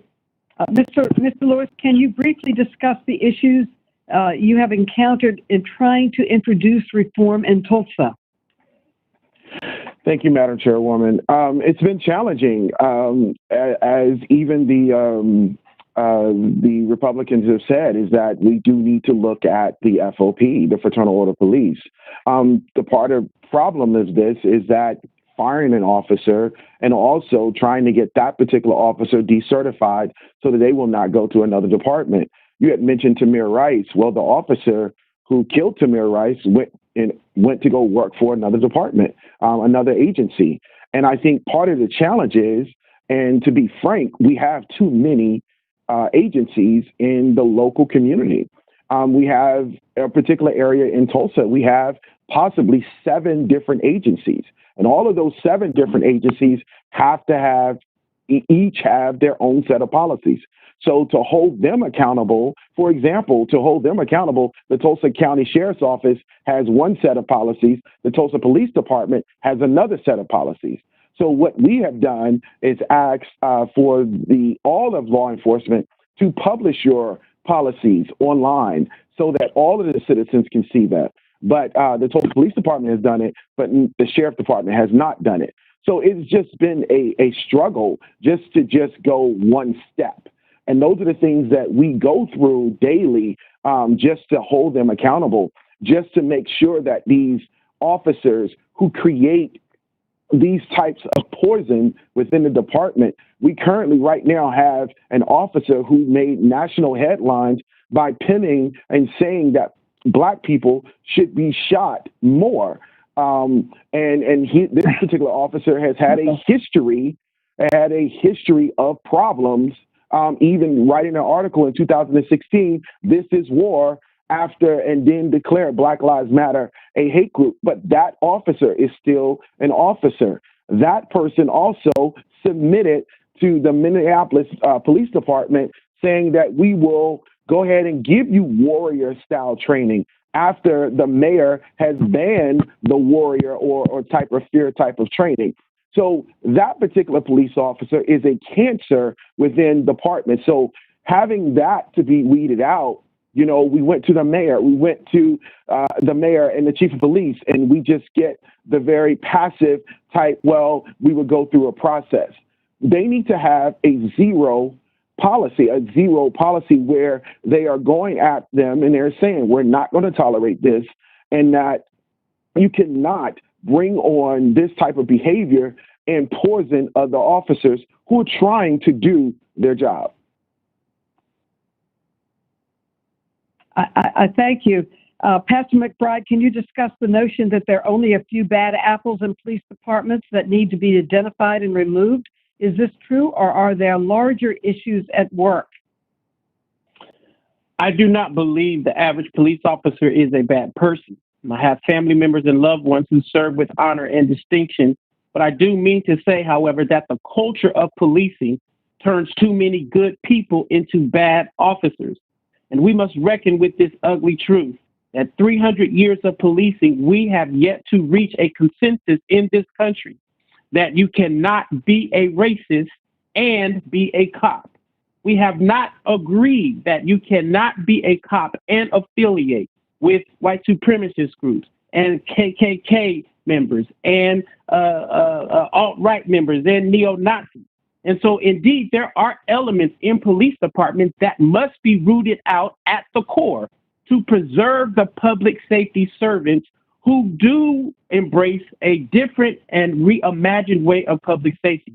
And so our task has to be taking seriously, part by part, the kinds of public safety servants we want in a 21st century model, realizing that the root and the culture of departments turn good people into bad cops, purge those elements, and let's reimagine those who remain in ways that move them from people who are using force to guardians, protectors, and bring in the ultimate modes of community-based public safety that includes our violence reduction strategies. It was great to hear our Republican member mention gun violence in some of our urban communities. We would love to have bipartisan support for Break the Cycle of Violence Act. These kinds of strategies that we know indeed save lives without increasing police departments.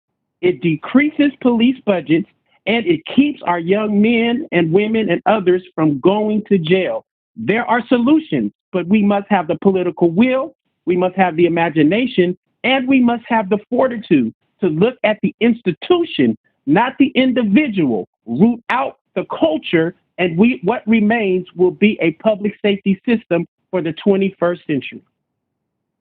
Thank you. And I will keep saying their names: Breonna Taylor, Tony McDade, George Floyd. I hope my colleagues will work with me to try to ensure we never have to add anyone else to this list.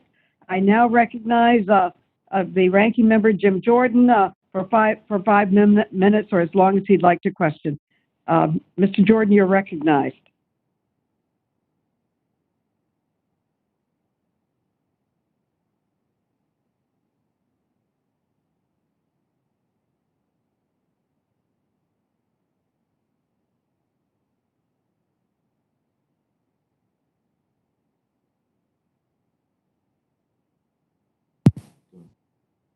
Hello, can you hear me?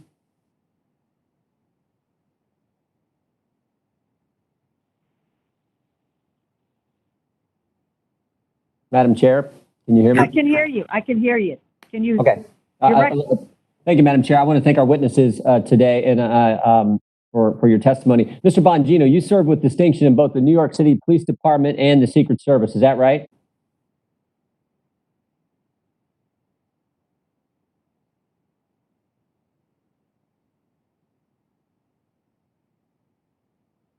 You hear me? I can now. Yes, sir. That's right. And in both of those organizations, there's a chain of command. Is that accurate? That's accurate. You answer to your supervisor, lieutenant, captain, up the chain of command. And ultimately, the highest authority in a police department is the chief of police. Is that true? That's correct. And the police chief in our system has to answer to ultimately elected officials. And so the police chief in any municipality answers to who? That's right. They answer to? They'd answer to a mayor, or even in the case of the Secret Service, you'll ultimately answer to the President of the United States, the DHS secretary would answer to the President. But in the case of municipal police departments, they answer to the mayor and the city council. Oh, that's correct. They don't answer to the President of the United States. No, not if they're not federal entities, no. Right. Do you know who the mayor of Minneapolis is? Jacob Fry, I believe. Jacob Fry. You know if he happens to be a Republican or a Democrat? He's most definitely a Democrat. Right. You know who the mayor was before Mr. Fry? Was a Democrat, I'm sure. You would be right. Her name was Betsy Hodges, and Miss Hodges was in fact a Democrat. Do you know before Miss Hodges who the mayor of Minneapolis happened to be? It was definitely a Democrat, because they haven't had a Republican mayor in a very long time. You would be right again. It's R.T. Ryback. He was mayor for a long time. In fact, you know the last time there was a Republican mayor in Minneapolis? A long time ago? 1963. So before I'm getting old, and that's even before I was born. So the last time we had a Republican mayor, 1963, 50 some years ago.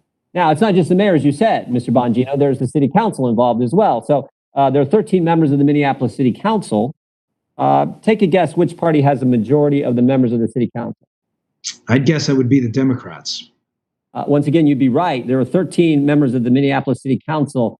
Ward 1, Democrat. Ward 3, Democrat. Ward 4, Democrat. Ward 5, Democrat. Ward 6, Democrat. Ward 7, Democrat. Ward 8, Democrat. Ward 9, Democrat. Ward 10, Democrat. Ward 11, Democrat. Ward 12, Democrat. Ward 13, Democrat. So 12 of the 13 are Democrats.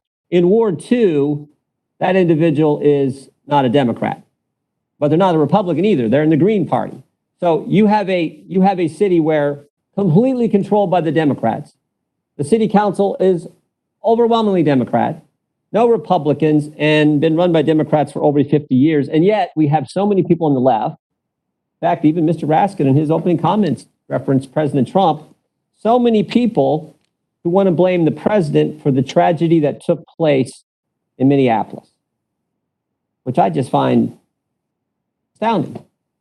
And now, after that tragedy, you have rioters, looters, Antifa terrorists who destroy 500 businesses, 220 billions, do what has been estimated at $55 million in damages.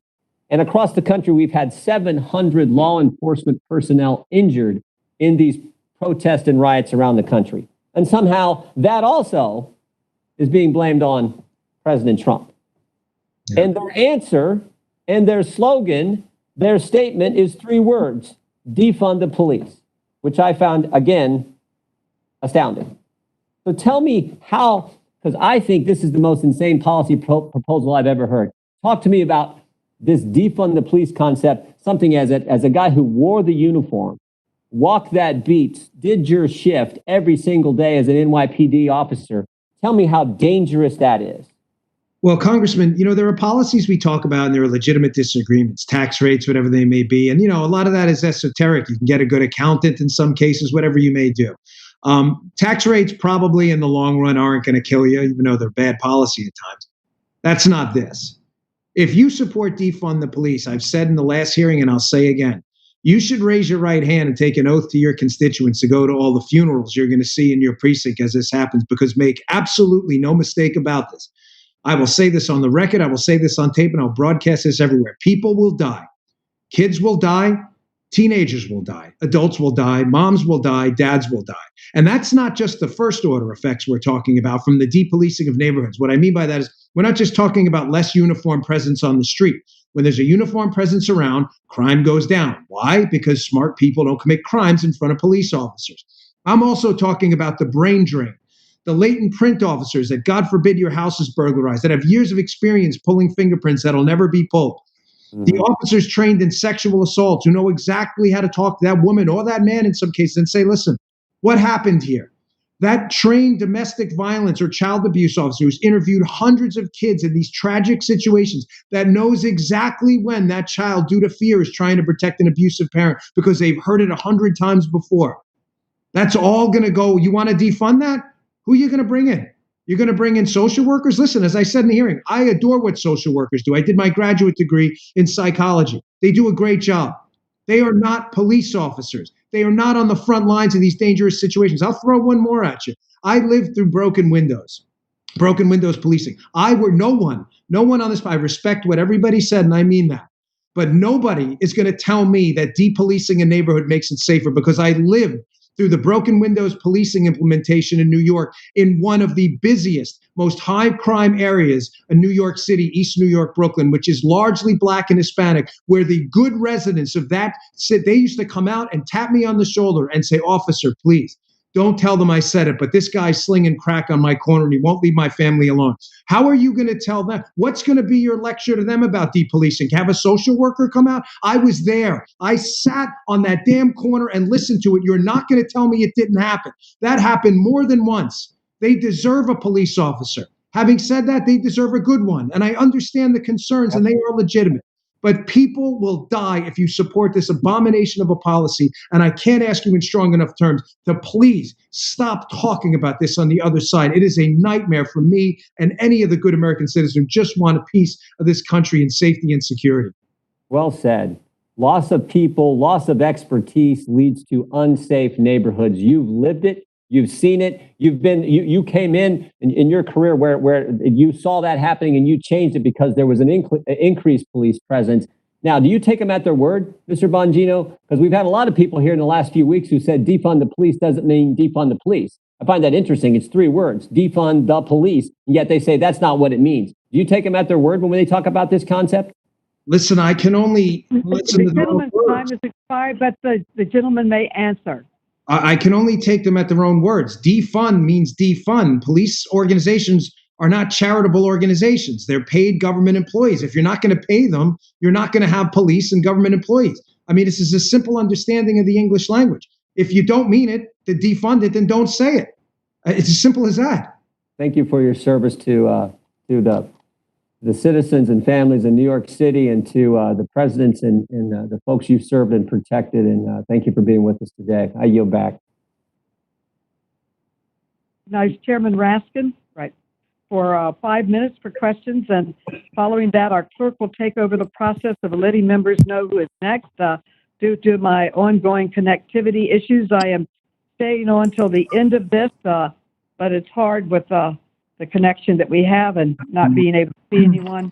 Anyway, I yield to the distinguished Chairman Raskin and thank him for his hard work on developing this hearing we have today. Thank you, Chairman Raskin. Hey, thank you very much, Chairwoman Maloney. I first want to agree with my friend, Mr. Heiss, about the vast superiority of our being in Washington together.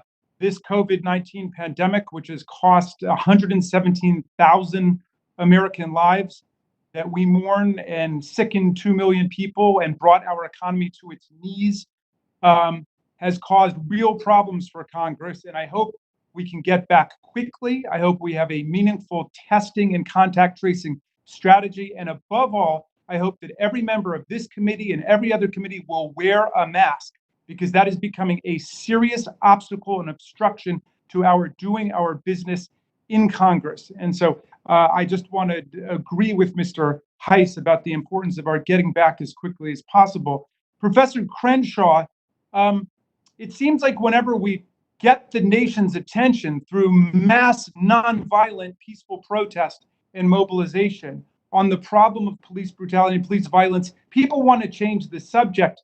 Do we have to overturn the Supreme Court's decision in Roe versus Wade or Planned Parenthood versus Casey? Do we have to deal with the issue of abortion before we make policing safe for all of our citizens? Thank you, Congressman.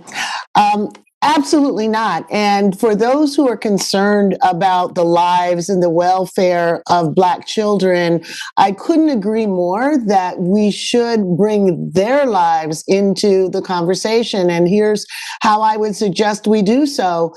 Most of the women that I mentioned have children, and at least 3 of them lost their lives in front of their children. 2 of them experienced their children being harmed by the police shooting and killing their mothers.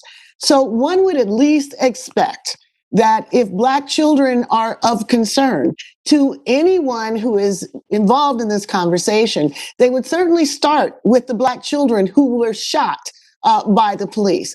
They might extend that concern to children who, when their parents' estates attempt to sue the police for the loss of their parents, have not been able to secure any significant settlement to reflect what the loss of their parent means to them across their entire life.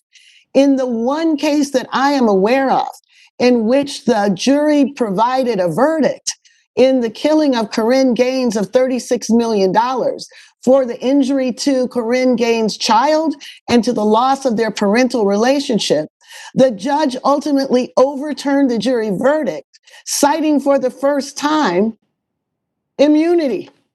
So we would hope that there would be a concern about this matter, and that de-escalation also be tied to the fact that in many of these instances, children and other family members are present. So I welcome the concern about children. I would hope that it would be placed where the actual violence is happening.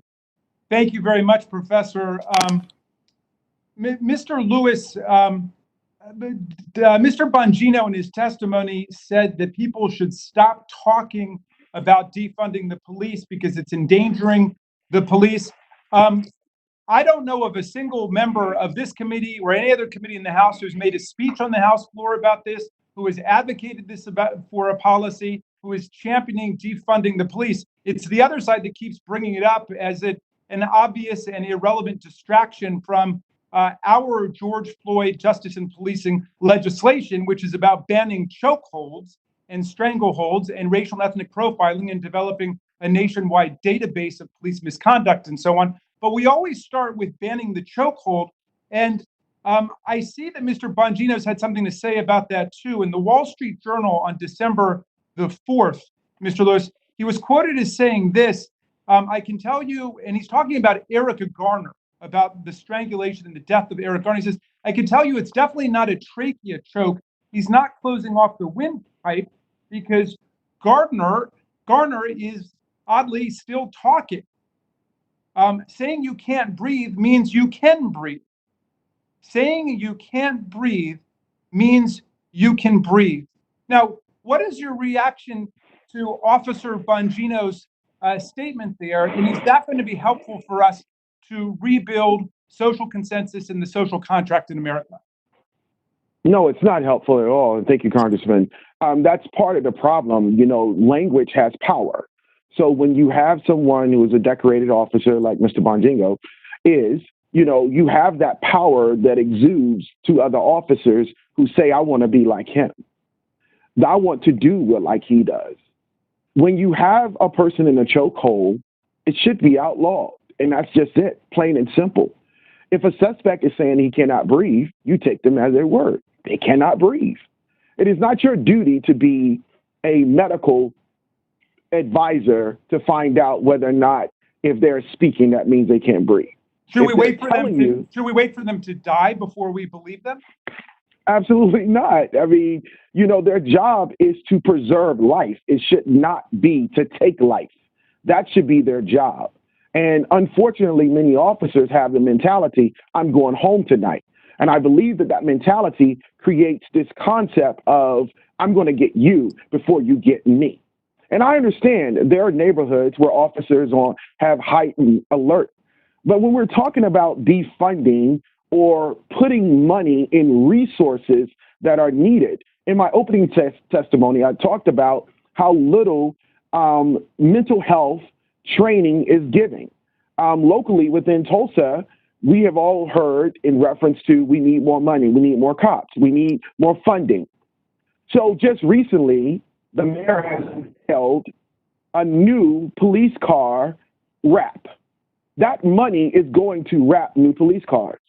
Could you imagine how much money could be given to mental health services, de-escalation, racial bias training? Thank you. Unfortunately, my time's almost up, so I just want to make one final point, which is in the HEROES Act, which we passed several weeks ago, the Democratic majority has funded state and local government, including police forces, first responders, fire departments. It's our Republican allies who refuse to support the HEROES Act, who refuse to put money into funding state and county and local government. And with that, Madam Chair, I will yield back. Thank you, Mr. Raskin. Next, we will go to Mr. Roy. Mr. Roy, you are now recognized. Well, thank you. I appreciate the opportunity to join here. I wish we were all meeting in person. I'd co-sponsor the remarks made by my friend, Mr. Heiss from Georgia, and I think a few of my other colleagues. I think it's important that we be able to look each other in the eye and be able to engage together to work through issues such as these. One thing I'd point out to my friend from Maryland, Chairman Raskin, Chairman of the subcommittee, I should say, that the HEROES Act that he laments not being passed was chock full of a significant amount of political priorities for the Democrat majority in the House, and was not a straightforward, simple piece of legislation, which I'm happy to work with my colleagues on, straightforward bills like getting the PPP Flexibility Act passed, that I was happy to work with my friend Dean Phillips from Minnesota on a bipartisan basis to do. I think this is the right approach. The HEROES Act was being jammed through at the last minute and was just dropping a massive multi-100,000, I don't remember how many pages, 2,200 pages, whatever it is, a massive bill with a whole lot of provisions in it, with a significant amount of dollars attached to it, with no real debate and significant input from the minority or frankly, the majority. I mean, we need to restore legislative order. We need to actually have debate, amendment. Let's get on the floor of the House. This isn't even a comment about the virus. This predates the virus. Let's get on the floor with simple, straightforward bills and let's offer amendments. and let's have debate on those amendments. Let's discuss them. Let's talk about what we need to do to make sure that police have the backing of the American people and the support that they need to do their job, but that we're making sure liberty is being protected. We all want that. We want order and liberty, because if you don't have one, you don't have the other in truth. And so with that and on that point, I would ask Mr. Bongino if he could shed a little bit more light, and I may not have heard every question asked, but one of the things that has been, I've been focusing on and trying to understand is two things that are bothering me. One is the extent to which police officers broadly are being painted with a broad brushstroke in a way that is undermining their ability to do their job, and painting them with a brush that isn't fair for all members of the police. And that there's something like 60 some odd million interactions between Americans and law enforcement each year. It depends on how you count the numbers.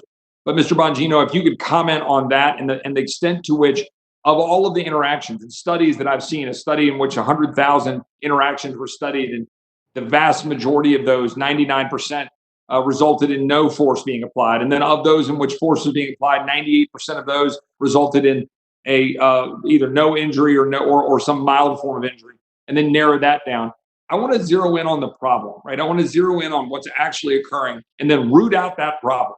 So if Mr. Bongino, if you could comment on that point, the point about the overall engagement between law enforcement and civilians throughout the nation, and how we approach that with our law enforcement community. And then secondly, what do we do to address bad actors, dirty cops, ones that are doing it the wrong way? Where you have situations like we saw in Minneapolis, to be clear, where you've got an officer who had 12 previous complaints, I think, if I've got the number right in my head. I don't have it right in front of me. And a significant number of complaints in the Minneapolis Police Department, some of which were not necessarily pursued. How do we make sure that the right cops are on the beat, that the right cops are there and the wrong ones are not? And I would appreciate your thoughts on both of those questions. Okay, on the first one, as was just evidenced by Mr. Raskin, who entirely mischaracterized what I was trying to get across in that Wall Street Journal interview, because he has a lack of understanding about use of force, because he wasn't a police officer, of course. What I was trying to get across in that interview with the Wall Street Journal is there's a lot of misinformation out there about use of force when it comes to policing. Again, as we just sadly had to witness. I have the numbers here. 0.0004% of police interactions. That's a 0, a decimal point, 3 more zeros, and a 4 actually result in the lethal use of force by a police officer. Again, all of those incidents are tragic. I don't even support the death penalty after adjudication, which offends some of my conservative friends, but that's okay. But having said that, these are not simple questions. The reasons police officers engage in use of force are very sui generis and unique to that situation, and should be evaluated, and they should be subjected to due process and review. Having stated that, this is not a simple question.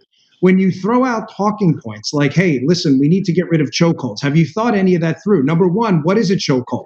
When you ask members of Congress and others, they have no idea what a chokehold even is. What I was trying to get across in that interview is, are you talking about a tracheal chokehold or the compression of a windpipe?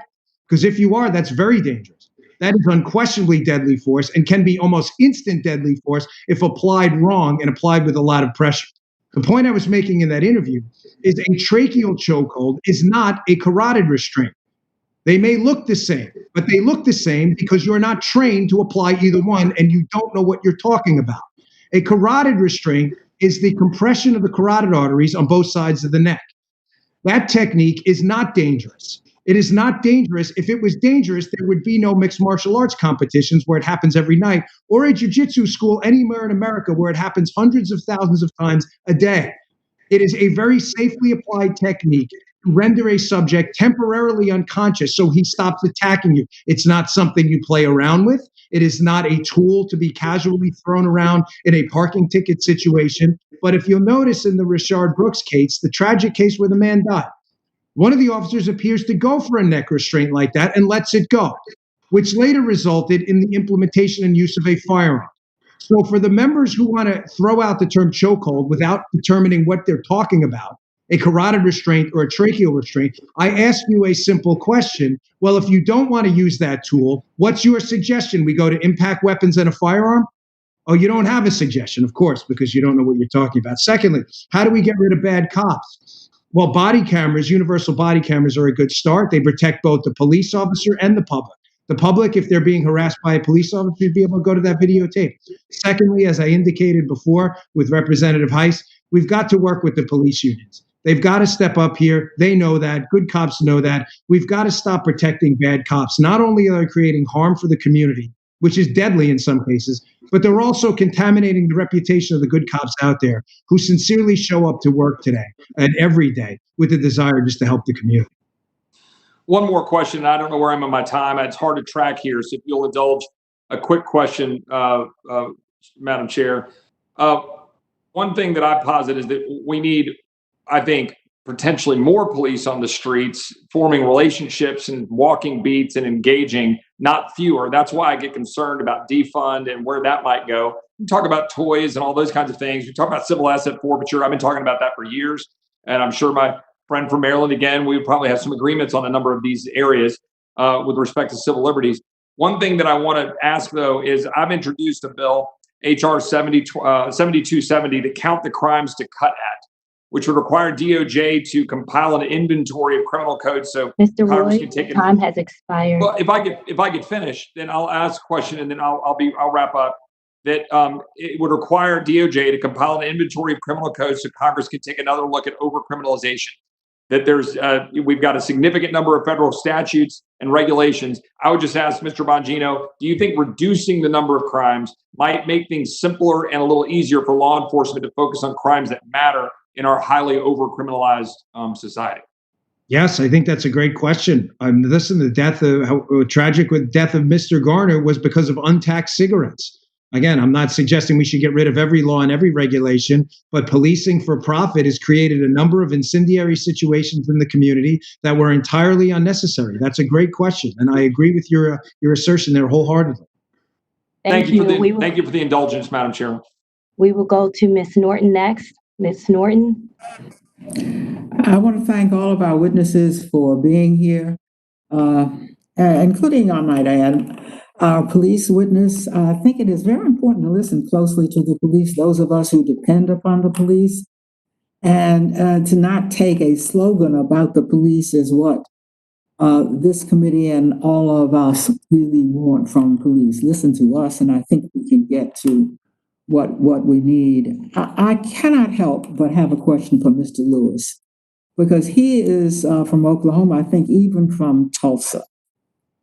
And it is Tulsa at a moment when we're looking at structural racism in policing that is in the spotlight, and not so much because of what is happening in Tulsa now, as to what happened in Tulsa in 1921. The president was forced to move his rally from Juneteenth, the day when African Americans in some parts of the country, including Texas, first understood that they had been emancipated. The reason that we've invited, I'm sure, a witness from Tulsa is not because of necessarily the rally there, but because of what occurred in Tulsa, which is only now being recognized. It's probably fair to say that in no American community has there been a violence by police that equaled what happened in Tulsa, a virtual massacre of African Americans, which is only now being recognized nationally, and that largely because of the George Floyd eyewitness killing. The reason that your city is of importance to this discussion is what had been built there before this massacre, which occurred after an African American was accused of killing a white person. Mr. Lewis, it is where the Greenwood section is located, the so-called Black Wall Street. Yeah, and I understand there's still a search for the dead going on there. Nobody was ever charged. the governor has invited the president to tour Greenwood once he comes for this rally. I'd like your reaction, Mr. Lewis, or the reaction of the African American community to the rally being held here in the first place, in light of the massacre that took place there. Do you think that inviting the president there is for recognition of what happened there, and perhaps to encourage greater recognition of what happened there? What is the reaction of the African American community to this issue? Thank you, Congresswoman. The African Americans in Tulsa are still reeling. I mean, we have descendants here that have not been able to say goodbye to their loved ones. There have been mass graves that the mayor has now commissioned a team to look for. This happened. It's a 1921 race massacre, and you're correct, Congresswoman, in reference to massacre. They didn't have a chance. This was a Black thriving community. Black dollars laid the streets of Greenwood. This was a thriving community, and it was gone by white supremacy. White supremacists came in and destroyed this community. And 99 years later, we're still trying to hold on to those truths, and we're still trying to hold on to rebuilding. The president coming to Tulsa, Oklahoma was a slap in the face of those descendants. It's a slap in the face of African Americans in this city, African Americans in Oklahoma. We have heard the president's rhetoric. We have heard everything he has said. We have seen African Americans have been used as pawns. We have seen that, and we're not ignorant. We can walk and chew gum. But one thing we will not tolerate someone using us as props. So a lot of organizations have gotten together to put pressure back on the governor to say that we don't want him to come to Greenwood. We don't want his people, and we know that the president travels with white supremacists. We do not want those people in Greenwood. We have already experienced Greenwood burned down by white supremacy. That's what we don't want, and we don't have it. We will not have it. And one of the things that we love about our city is that we have always been peaceful. The only violence that has happened to our city has been brought by the hands of white supremacists. So what we do, we lock arms in love. We lock arms in patience and prayer and lift up the ancestors to let them know that we're still fighting on their behalf. To date, compensation has not been given to any of the survivors or their members. And that's something that we have to look for. We have to look towards to say that something has to be done. And we're preserving whatever legacy that we have and trying to build from. So the president did not make Juneteenth popular. He did not make Greenwood popular. I urge everyone to please go and do your research. Please go up and look at the 1921 race massacre. Please go and find out about Greenwood. Come tour and find out more. Find out how this thriving city was once dubbed Little Africa. Thank you. Thank you very much. Will there be demonstrations there? Will you be locking arms or otherwise recognizing what happened there in 1921? Yes, there will be several demonstrations. A lot of demonstrations will be there. There's groups who always go through ceremonial libations to give credence to the ancestors, those who are burned. There will be tours. There will be, I think, the Reverend Al Sharpton will be there to speak. It's going to be a celebration. And we celebrate Juneteenth here in Tulsa, and it is not a misnomer. We celebrate that.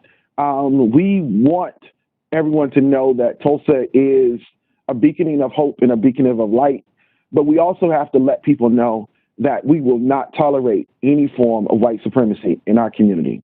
Thank you very much, Mr. Lewis. A very important testimony for this hearing. Thank you, Ms. Norton. Next, we will go to Mr. Lynch. Thank you. Can you hear me? Yes, sir.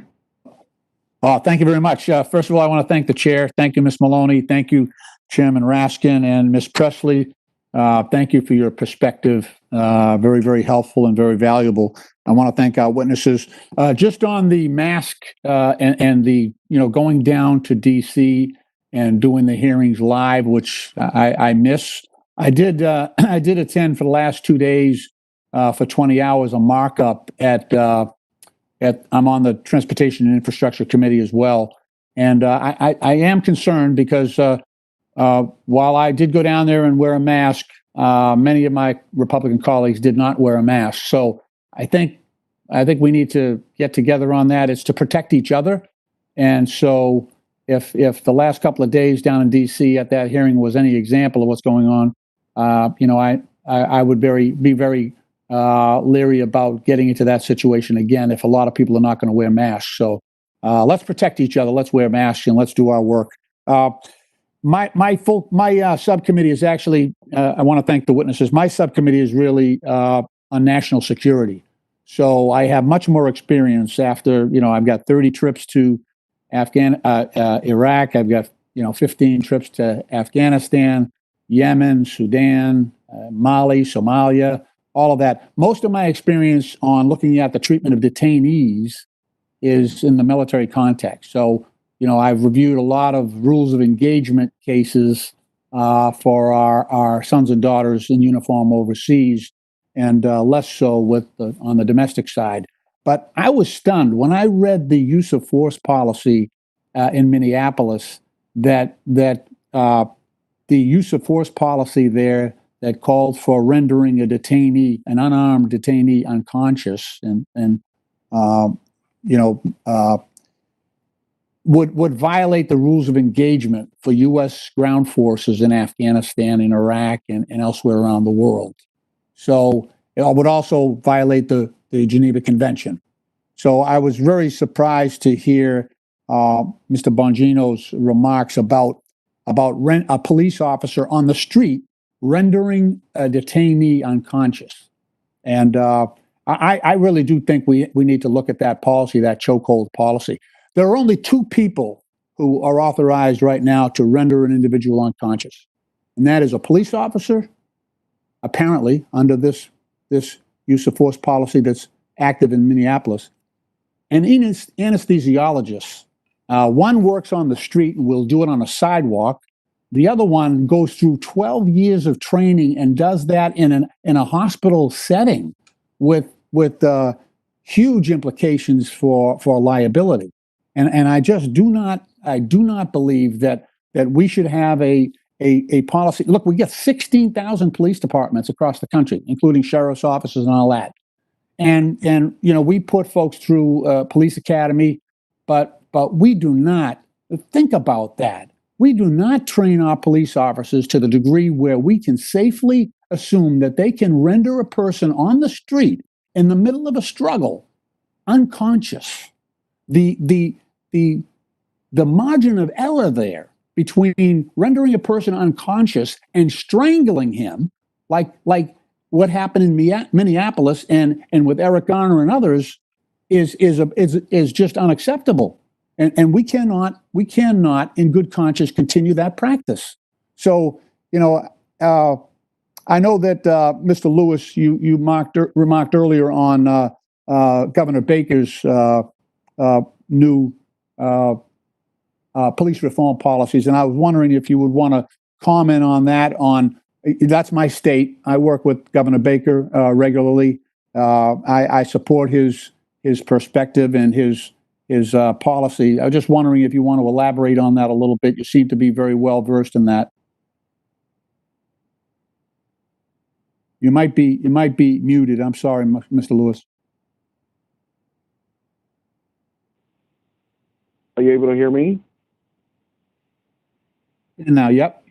Okay, great. Sorry about that. Thank you, Congressman. Decertification is definitely, I feel, is a big solution. If we can start decertifying these officers, we will not have them go to smaller agencies. Because that's typically what happens. You know, you have officers who are in these larger agencies, and these larger agencies have spent so much money training them, and they can just quit or go to a smaller agency, and that smaller agency may not have the funding that they need, so they will go ahead and get these people who are decorated officers trained, but yet they have a track record. But that officer should have been decertified prior to going to that agency. And we know that use of force goes to excessive use of force, and it goes to killing and death. That's a pattern. And if we can stop it in the beginning, we will not have officers choking a citizen in streets, because there was a pattern that was there. So my solution was, like the governor, is to go out and try to find out what's going on with these officers, and let's decertify them so that they will never become a police officer in that particular field, and they will not create harm going forward. Thank you, Mr. Chairman. I yield back. Thank you for your indulgence. Thank you.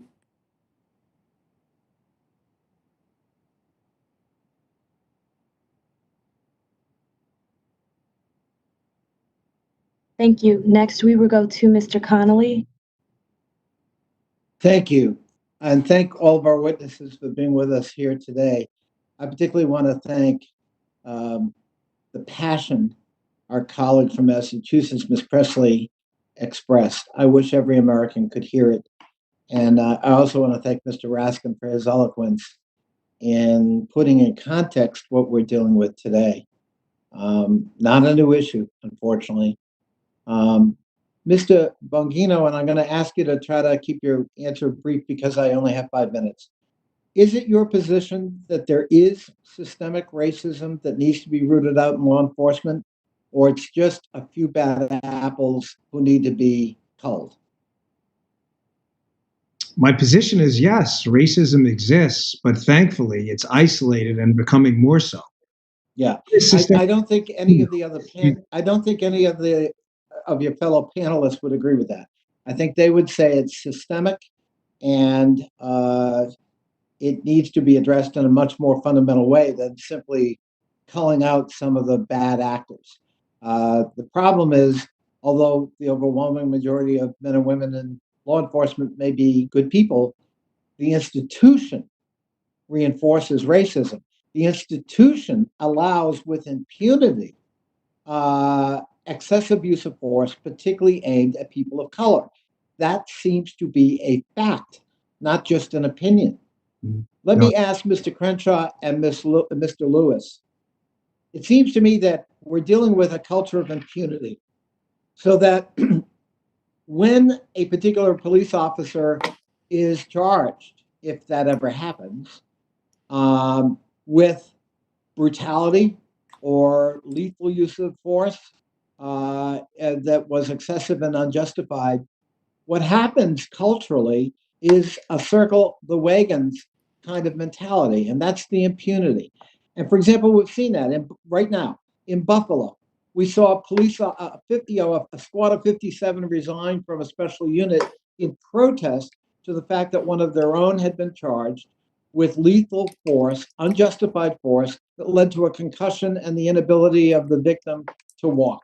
A person, by the way, accused of being Antifa, who in fact was somebody associated with Catholic social justice movement.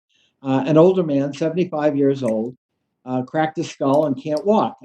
And then after that, when he was arraigned in court, a number of his colleagues from the police department came out to applaud him walking out of the courthouse, as if they fully supported his use of excessive force. We saw police officers in Louisville turn their backs on the mayor because the mayor dared to simply say, I think we have to have some fundamental reforms. We've seen New York police call in with the blue flu in protest to the fact that they're being held accountable at all.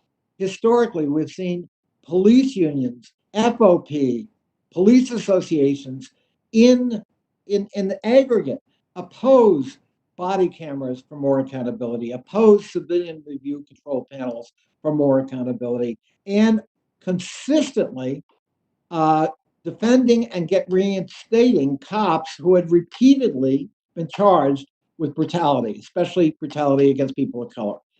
How do we get to a culture of accountability when we're still denying that this is a fundamental structural problem? And secondly, we've built a culture of impunity that resists at all costs any kind of accountability. Thank you, Congressman, for that important question.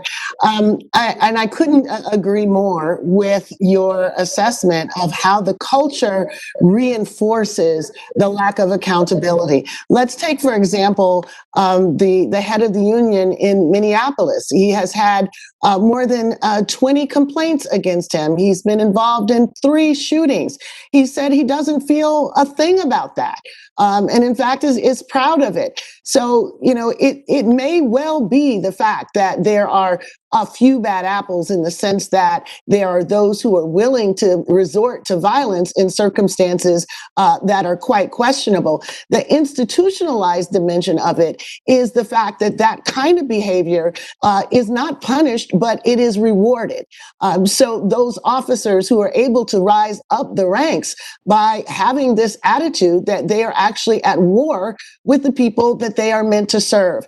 And let me just underscore the notion of the unions actually creating in collective bargaining particular preferences for potential wrongdoing that police officers might do that no one else gets. No one else gets the opportunity to take 2 or 3 days before they have to testify or say what happens. No one else gets a chance to hold on to their jobs unless there is concrete evidence of wrongdoing, such as a video of them doing something wrong, but yet turning off their video isn't enough for the presumption to be that, well, perhaps you have done something wrong, and so you have to take the risk if you turn off your video and cannot provide the proof of what happened. So we need to roll back the concessions that have been made to police unions. We have to create incentives in spending so that those communities that have real limits on what can be negotiated away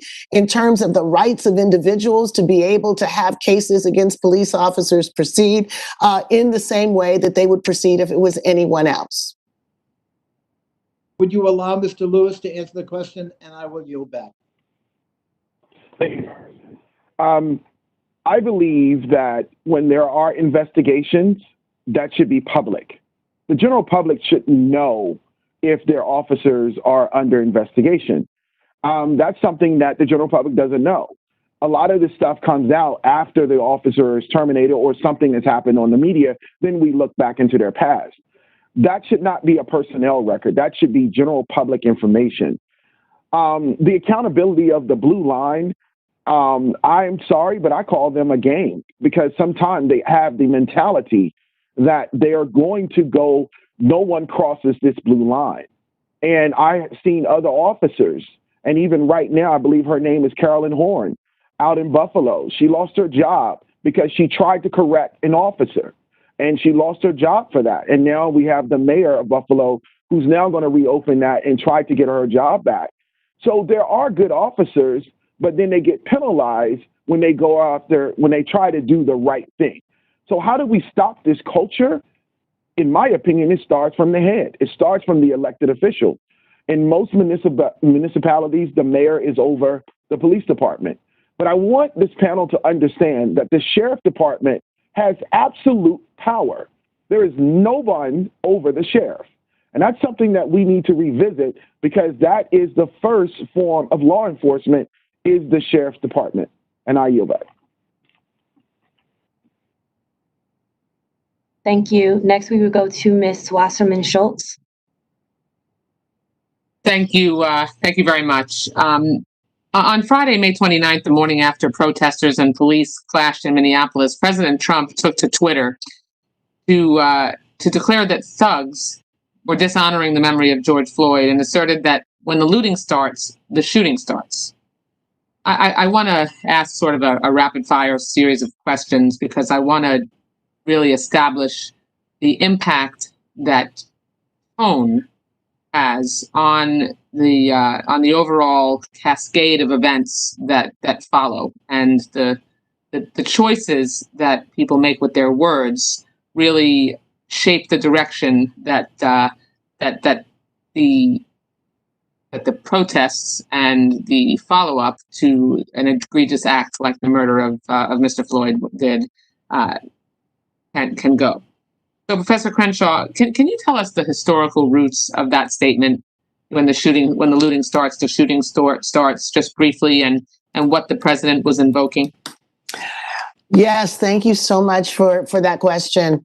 The statement basically refers to the historical fact that law enforcement was used and continued to be used by mayors and other government officials reinforcing white supremacy. Specifically, it was a phrase by Walter Headley, the chief of police in Miami, Florida, who was basically using that as a warning, a threat, a justification about the use of violence against those who were seen as lawbreakers. And let's be clear, when we're talking about lawbreakers, we are basically talking about individuals and groups who were protesting discrimination, protesting white supremacy. The history that we're talking about is that history, the history of really even turning law enforcement against Martin Luther King.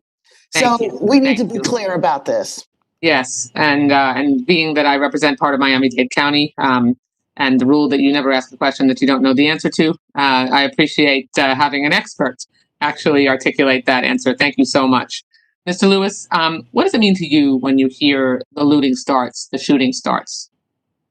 Dog whistles. We know what that means. We hear it in the media all constantly. We know exactly what group they're talking about. We're talking about minorities. And, it's an insult. And minorities are not the ones who are just always looting. So it's an insult. Thank you. And, it's ridiculous. The president later attempted to clarify his remarks by saying that it was spoken as a fact, not a statement, and said that nobody should have any problem with it other than the haters and those looking to cause trouble on social media, which leads me to jump to that there have been countless other nationwide protests in this administration: the Women's March, protests against the Muslim ban, the march that took place after the Marjory Stoneman Douglas shooting, marches against bans on banning kids in cages, and you notice the administration didn't react to any of those protests. Professor Crenshaw, why do you think governments reacted to protests for racial justice so differently? And what I want to zero in on is that there's a double standard that we see from the Trump administration, which appears to be rooted in racism. No matter what tactics they use, the Trump administration, always seems to really zero in on an inappropriate, over-the-top, unacceptable, race-baiting reaction when it is people of color that are protesting. But yet the other protests that had hundreds of thousands, and in one case, 1 million people, nothing. Where do you think that comes from?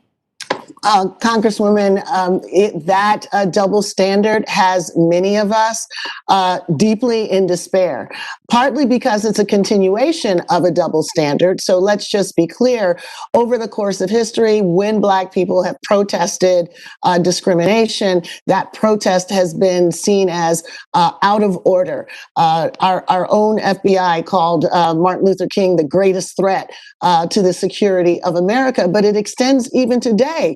Where you have a category called Black identity extremism.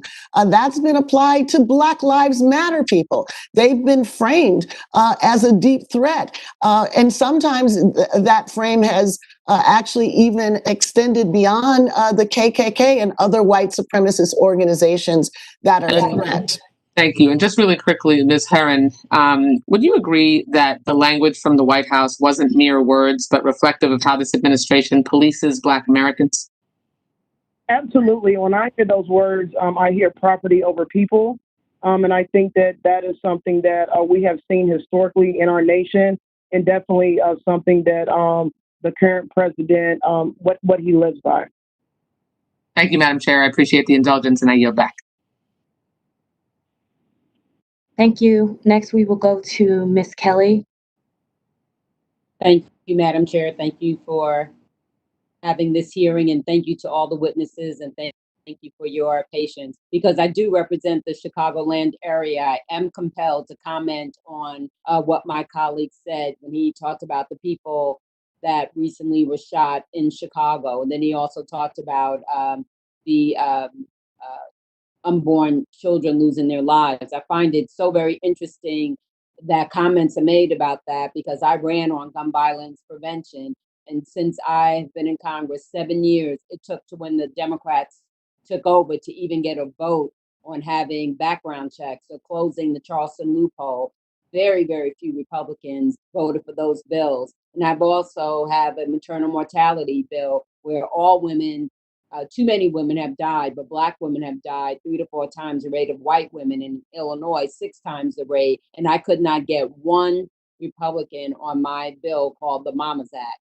So it's interesting to me that they talk about how much they care, but when given the opportunity to save lives, they have not done that.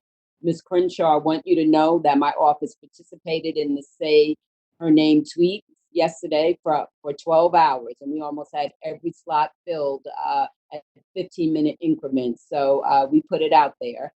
And I just want to thank all of you for what you're doing. But what I want to know is this a moment, or is something going to really happen?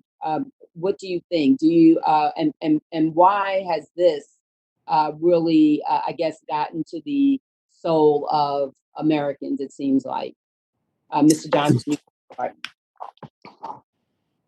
Or Ms. Crenshaw. This is the question of the hour. Is this a movement, or is this a moment? I think there are indications that this may in fact be more than a moment, partly because, as has been mentioned by many people today, when the police were actually in everybody's view, and we could see exactly how the police in many of these cities were reacting. One didn't have to go back to old videos. One didn't have to just trust our testimony. For so long, the idea was, because it's happening out of sight, out of mind, we can't really get society to look seriously at the problem. Well, for 2 weeks, every day, 7 days a week, there was plenty to see. And it was important that it was not just pictures of African Americans that were under the baton, as it were, but even white Americans and others who came out to protest. So I think that vision was abundantly clear, and it gives us the text from which to see so many things that have not been legible until this moment. Mr. Lewis? I just want to make sure. Okay, yeah. I don't believe that this is a fading moment. People are tired.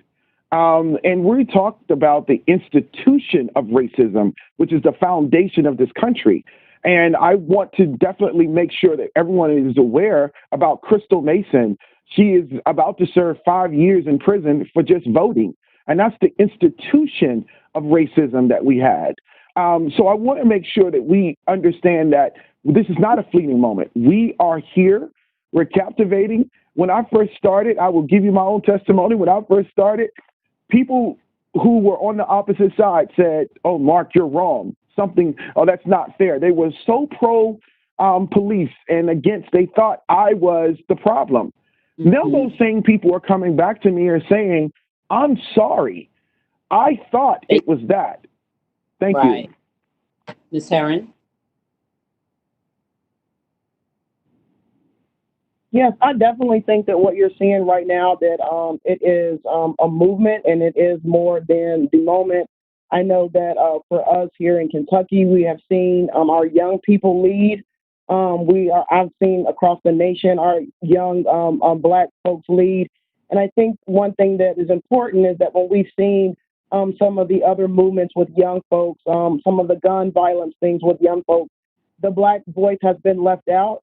And the Black voice is not going away anytime soon. And so I think that what you're seeing is that people have to listen to this voice now, and our young people are not going to stop. And this is their nation. This is their society. They're the ones that are going to be raising the next generation of kids, paying taxes, and being our next legislators. Oh, I've run out of time. I don't know if they'll let the other two witnesses speak, but thank you so much. And thank you. We're counting on you guys too. So thanks. We're all in this together. Thank you, Ms. Kelly. Next, we will go to Mr. Grothman. Go ahead. Hi. I'm not aiming this at anybody in particular. I have a long history in politics, but I was in the state legislature, and I had a bill about 12 years ago making it easier to get rid of a bad police officer. I got almost no help at the time. I did get one Democrat senator to sign on, but I'm very pro-police, but I think even the good police don't want to protect the bad police, but sometimes the power of the police union and politicians going to bat for them are a problem. And it's particularly a problem in our big cities. I think there are rumors that was a big problem in Minneapolis that maybe resulted in this death. Could somebody comment on why, because we have, a lot of you here live in big cities, why so many people vote for politicians in big cities who really, as part of their campaign, their major goal is to help the unions, or one of the goals to help the unions protect the worst actors. Do you have a reason why historically that's been true? Why those politicians have a tendency to get elected in our big urban cities? Well, I would just say that I believe it is because we have not yet created a robust imagination for the electorate to understand. I mean, this has been going on for this has been going on for like 20 years. My bill came out 13 years ago. It's not a new thing. I mean, it seems by design. And for the last 50 years, the inability to understand public safety beyond policing for the electorate allows politicians to only depend on that one tool exclusively and not paint a broad picture for folks to imagine that we can indeed have public safety beyond policing. And so I think elected officials are afraid of the police unions because people in our communities do not understand that we can indeed implement strategies that can indeed make our community safe. Okay. My next comment, I just do want to point out on behalf of people in my district who've come from all over the world, they always bristle at the idea that we have a racist society. And so you understand, not everybody feels that way. I talk to people who come here from all over the world and are making it. And when they compare America to their countries at home, they feel it is so much easier to be a success in America than in Asia, Southeast Asia, Africa, what have you. So at least my experience in my district is with people who have done very well despite coming here, not even being able to speak the language, having a different religion. Can just they don't look European at all, and they make it all the way. And I think we can go overboard in saying that it's difficult to make it in America if you're not a European background, because many people make it. And in my districts, so many make it, and they think they take it as a little bit of an insult to America when they imply that you can't make it. Question for Ms. Herron. I see behind you've got a picture of Angela Davis. And, I know what her politics are. It kind of concerns me a little bit. Do you buy into her politics? Absolutely. Angela Davis is someone that I have looked up to, I have studied, and I admire her as a Black woman and her fighting for Black folks to be free. She is definitely someone that I am honed into on a daily basis to ensure that as I am fighting this fight, that I am well protected and have the knowledge that I need. And one thing that I would like to say is that historically, Black folks are the only folks in this nation who have been enslaved in that way. And so when we're talking about what things need to do and what things need to change, is that our nation was built on the backs of Black slaves, and our policies that have been created, whether it was in healthcare or whether it's in criminal justice, have been built to keep Black folks oppressed. And so until we address those systemic policies on the federal level and on the local level, then we're going to continue to have issues. Okay, thanks. One final question. One of the things, and like I said, I was out trying to make it easier to get rid of a bad cop about 14 years ago before it was fashionable. But one of the things that frustrates me, my district does not include the city of Milwaukee, but it's adjacent to the city of Milwaukee. And right now our murders are up something like 20 more than this time last year, including somebody I've heard a little bit about who died working at an all-night gas station, the kind of late into the morning after a Black Lives Matter demonstration. And like I said, 20 more people have died this year than last year. Nevertheless, we're having hearings, and everybody cares about, as well they should if they're bad problems, about the gentleman who died in Minnesota. But we have so many people dying in Milwaukee. We had a few weekends ago, where we had 30 people dying in Chicago. And it makes people like me wonder a little bit, where is the outrage when people die on the north side of Milwaukee or on the south and west side of Chicago, other than guns? I don't blame guns as being the answer. Guns is part of our Constitution. We have guns forever. Guns all over my district. We don't have a high murder rate. Where is the outrage over these deaths, which are so wildly more than the handful of deaths at police? And it frustrates me when I see, to me, I don't know why Black Lives Matter can't take a GoFundMe page or something for the people who died kind of in the aftermath of the protests. Why is there not more outrage or sympathy for this much larger group of people who are dying? There is outrage and there is sympathy. I work with people in Milwaukee, Reggie Moore, the 414 for Life, and I literally lead walks every time there are people who are killed. There are outrage in the congregations. There are outrages in the home. People are weeping and grieving at the loss of life. It is often not covered by the press. I do believe that we should continue to ask these kinds of questions, but also lift up solutions. We have solutions. The Urban Progress Act is a solution. Scaling up gun violence prevention programs is a solution. If in Milwaukee they were resourced to the full extent of their budget, we could eliminate those kinds of shootings. And so I just want to push back on this idea that there are no outrage. There is outrage. Okay. Do I have one more question? Your time has expired. Okay. Next, we will go to Ms. Porter. Off I go. Hello. Thank you all for being here. My colleague on the other side of the aisle just referenced the gentleman from Minneapolis who died. Say his name, George Floyd. That is who died. And that is what's prompting this long overdue continued national discussion about what we're going to do about the systemic racism in this country, which manifests itself in our police system, but in so many other aspects of our country as well. I wanted to talk today on June 19th, on Juneteenth, a really important, significant day in our country's history for all of us, but especially for our Black community. Most people really don't know about Juneteenth.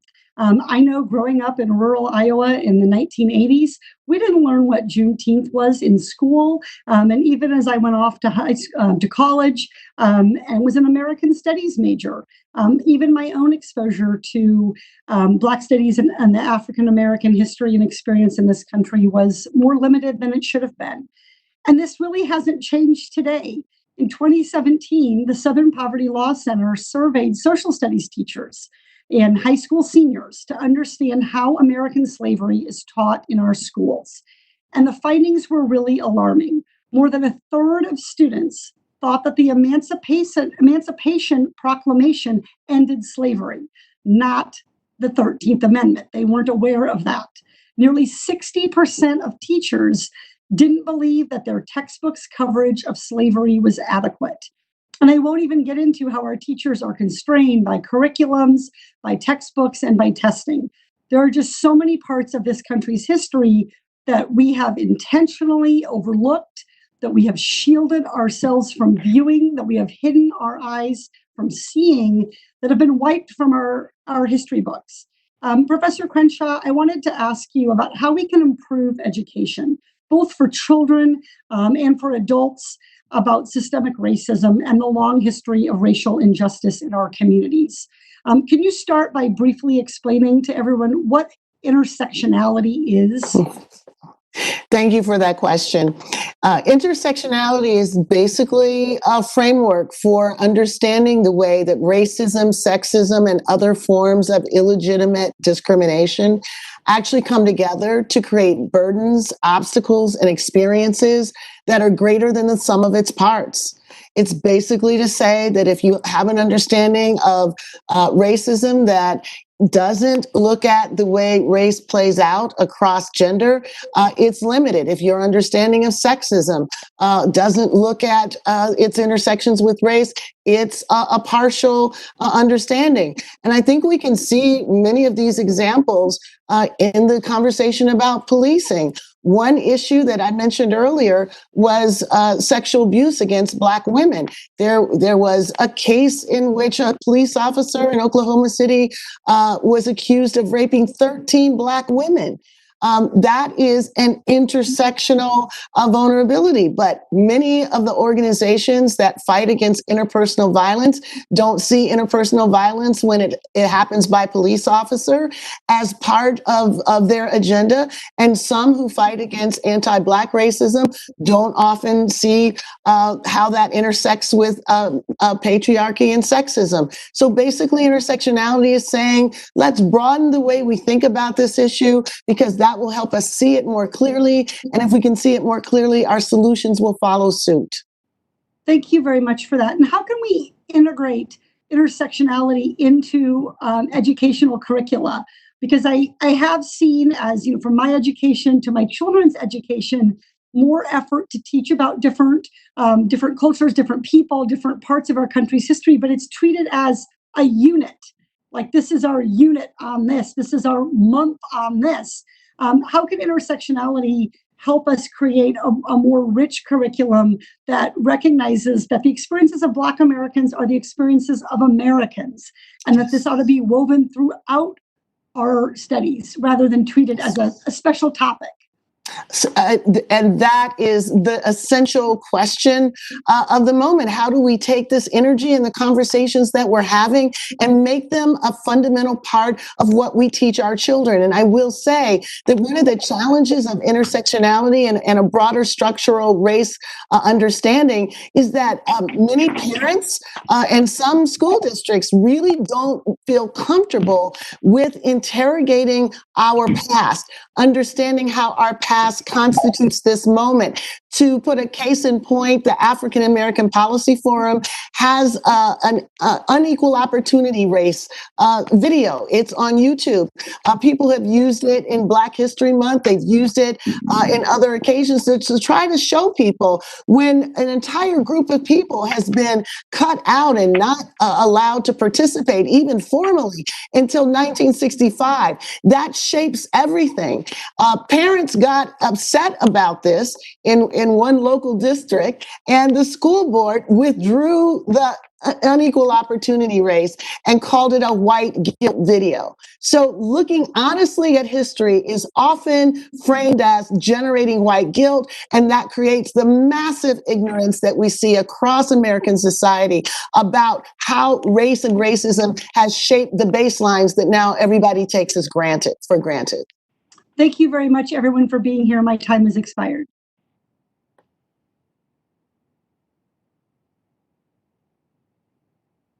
Thank you, Ms. Porter. Next, we will go to Mr. Raskin. Wait a minute, back to Maloney, too. Ms. Maloney. Okay. First of all, we're waiting for Jackie Spear. It's good to see all of my colleagues. I will be seeing each other together next week and voting for this important bill. While we're waiting for Jackie Spear, we're trying to find her.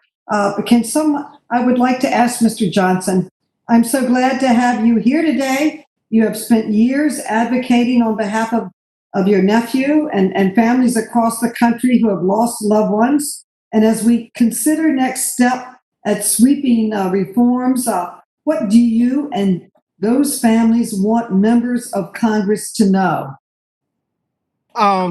Today, here on the West Coast, the question was asked, I should step back. The question was asked, is this a movement or a moment? Today, here on the West Coast, all 29 ports are shut down for 8 hours in regards to police accountability and transparency. The ILW Longshoremen Union Local 10, with the rest of the longshoremen ports up and down the West Coast, has stopped work today. International cargo coming into the West Coast cannot enter because of what we are witnessing happening to people of color when it comes to dealing with police and the failure to be held accountable and the failure of transparency being given.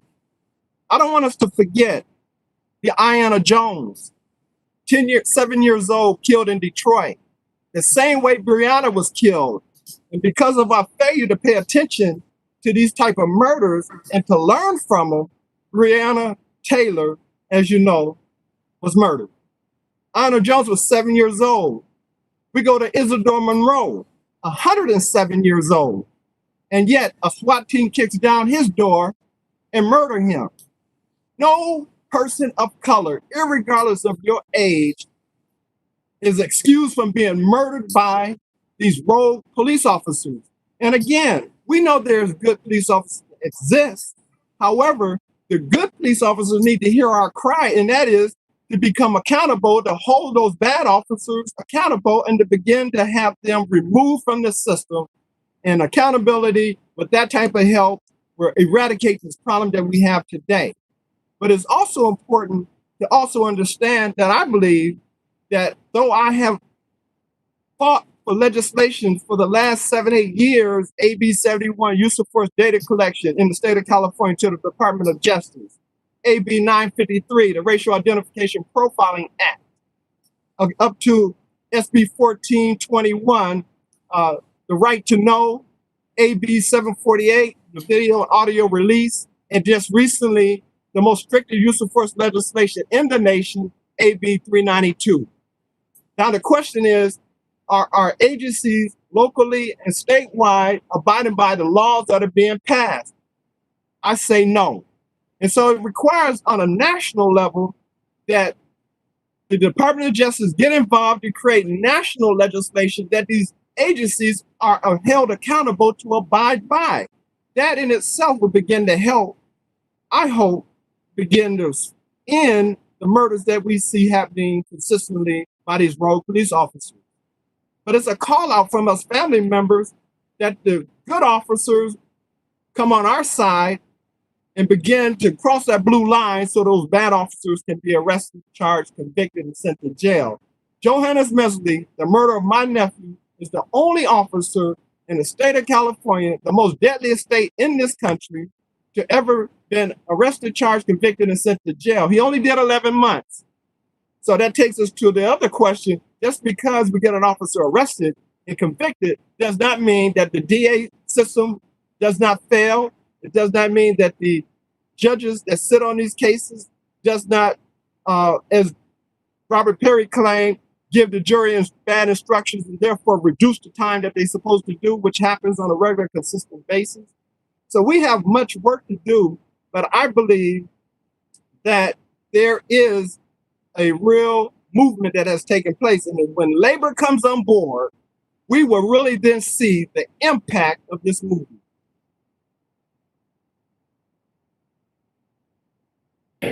Thank you so much. I believe Jackie Spear is available now. Is that correct?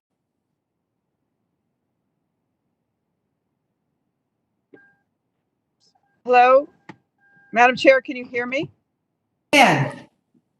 Thank you. I want to thank you, Madam Chair, for bringing this powerful panel together. I have just one question and probably should be addressed to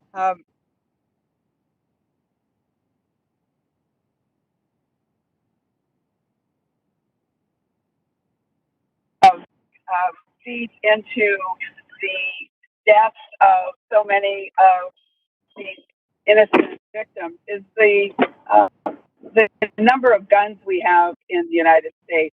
When you look at the number of deaths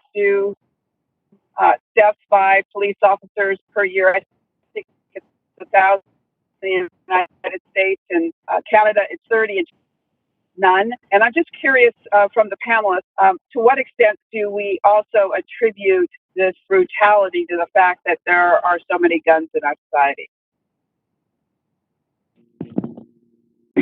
It is without a doubt. It is without a doubt that proliferation of weapons in the United States is certainly an issue. And yet we know that there are ways and strategies to reduce gun violence in our country without having to fall into Second Amendment fights. And so we do believe that these strategies that have been championed by so many across the country, cities like Oakland, Stockton, Camden, New York, Boston, Los Angeles, have decreased gun violence in their cities by 30% on the low end and 70% on the high end in less than 24 months. And so a comprehensive gun violence prevention strategy, we think, is about limiting the illegal trafficking of weapons, but also scaling up public health interventions that can indeed leverage the tax base of our local municipalities in ways that help us rely less and less on the kinds of policing strategies that cause civil rights abuses, that cause the kind of criminalization and collective punishment of all communities. So these strategies are at our disposal. The Breaking the Cycle of Violence Act is a wonderful start. And we hope that as we talk about police violence and the concerns about public safety, we can indeed talk about the solution to those fears being these strategies that are championed by so many across the country.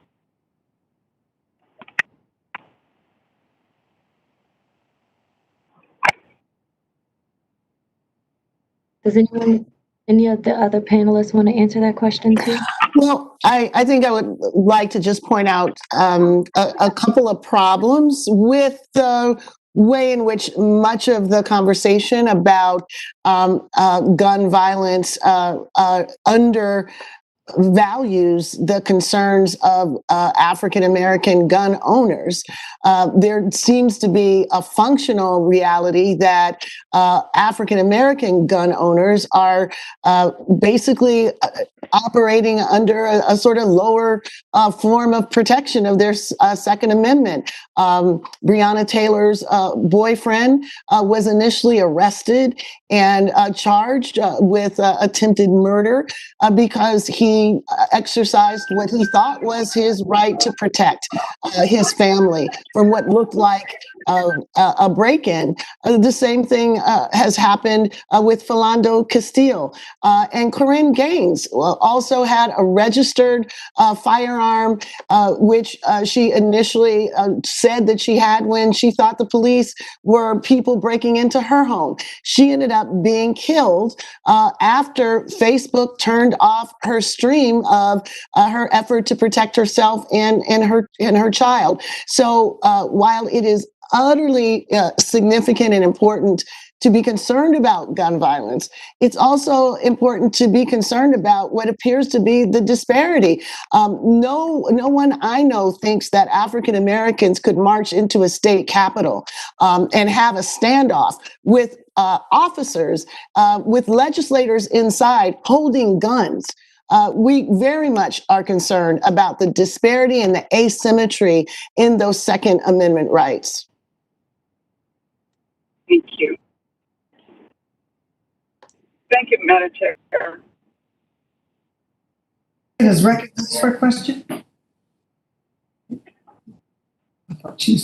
Thank you. Hi, Jackie, are you finished? Yes.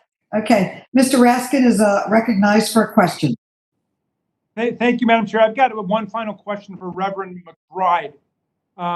Professor Crenshaw made the powerful point in answer to Representative Porter that too often people interpret the effort just to educate about the actual history of our country as an effort to impose guilt on white people. And I saw an interesting speech by Brian Stevenson where he said that this moment in our history is not about assigning guilt and punishment to the mass population. It's about liberation and about us liberating ourselves from the injustices and the cruelties of the past. And I wonder, this occurred to me when I had a constituent who called, who was a Republican, whose children had gone down to protest at the White House, and they got caught up in that unidentified police paramilitary riot that Bill Barr and President Trump unleashed on the protesters in Lafayette Square with rubber bullets and tear gas and pepper spray. And he said he could not believe that his family was treated like that. I'm wondering if you would reflect a little bit about what's in this, not just for the African American community, but for all Americans, for us to take away this power of arbitrary violence that the police or some police officers have arrogated to themselves. I am convinced, as a victim of violence, and even as someone who has worked with law enforcement officers through procedural justice training and even other forms of training, that violence erases your humanity. It erases your capacity to have compassion. It erases your ability to respond to people with gentleness, tenderness, and patience. It steals your soul and it steals your heart. And I believe that the importance of this country, as Dr. King says, the greatest exporter of violence in the world is the United States government. The apparatus and the appendages of our government at the local and even national level must become less addicted to violence so our souls can be redeemed and our bodies can be saved. It is indeed all of us at this moment. We have an opportunity to do what 300 years of previous lawmakers and citizens have been unable to do, to begin to build a community and a system and a structure and a nation that is not dominated by the forces of violence and dehumanization that is at work, and it is ubiquitous. So I say to all of our countrymen, countrywomen, loved ones, that violence is not the way for us to secure peace. It is an illusion if violence must be the solution for the kinds of issues that we are facing. There are other ways to use our tax dollars, our talents, our gifts, our human ingenuity to solve our worst conditions. Violence cannot be our tool. It must be our ultimate last resort. And right now, it is our first option in too many instances. Well, thank you very much. That's a beautiful evocation of Reverend King, and his message of nonviolence is something that would be the salvation of everybody in America, of all races and creeds, and people in uniform as well. We have got to move towards nonviolence in society. I yield back, Madam Chair.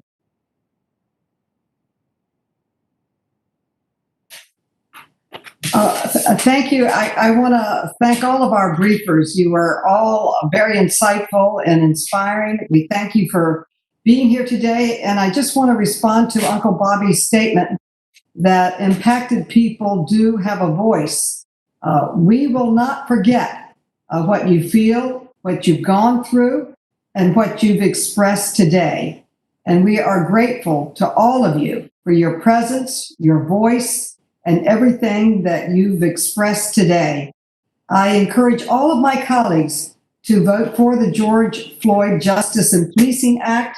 We must not let this moment pass us by. And in the words of our former chairman, Elijah Cummings, we can and we must do better.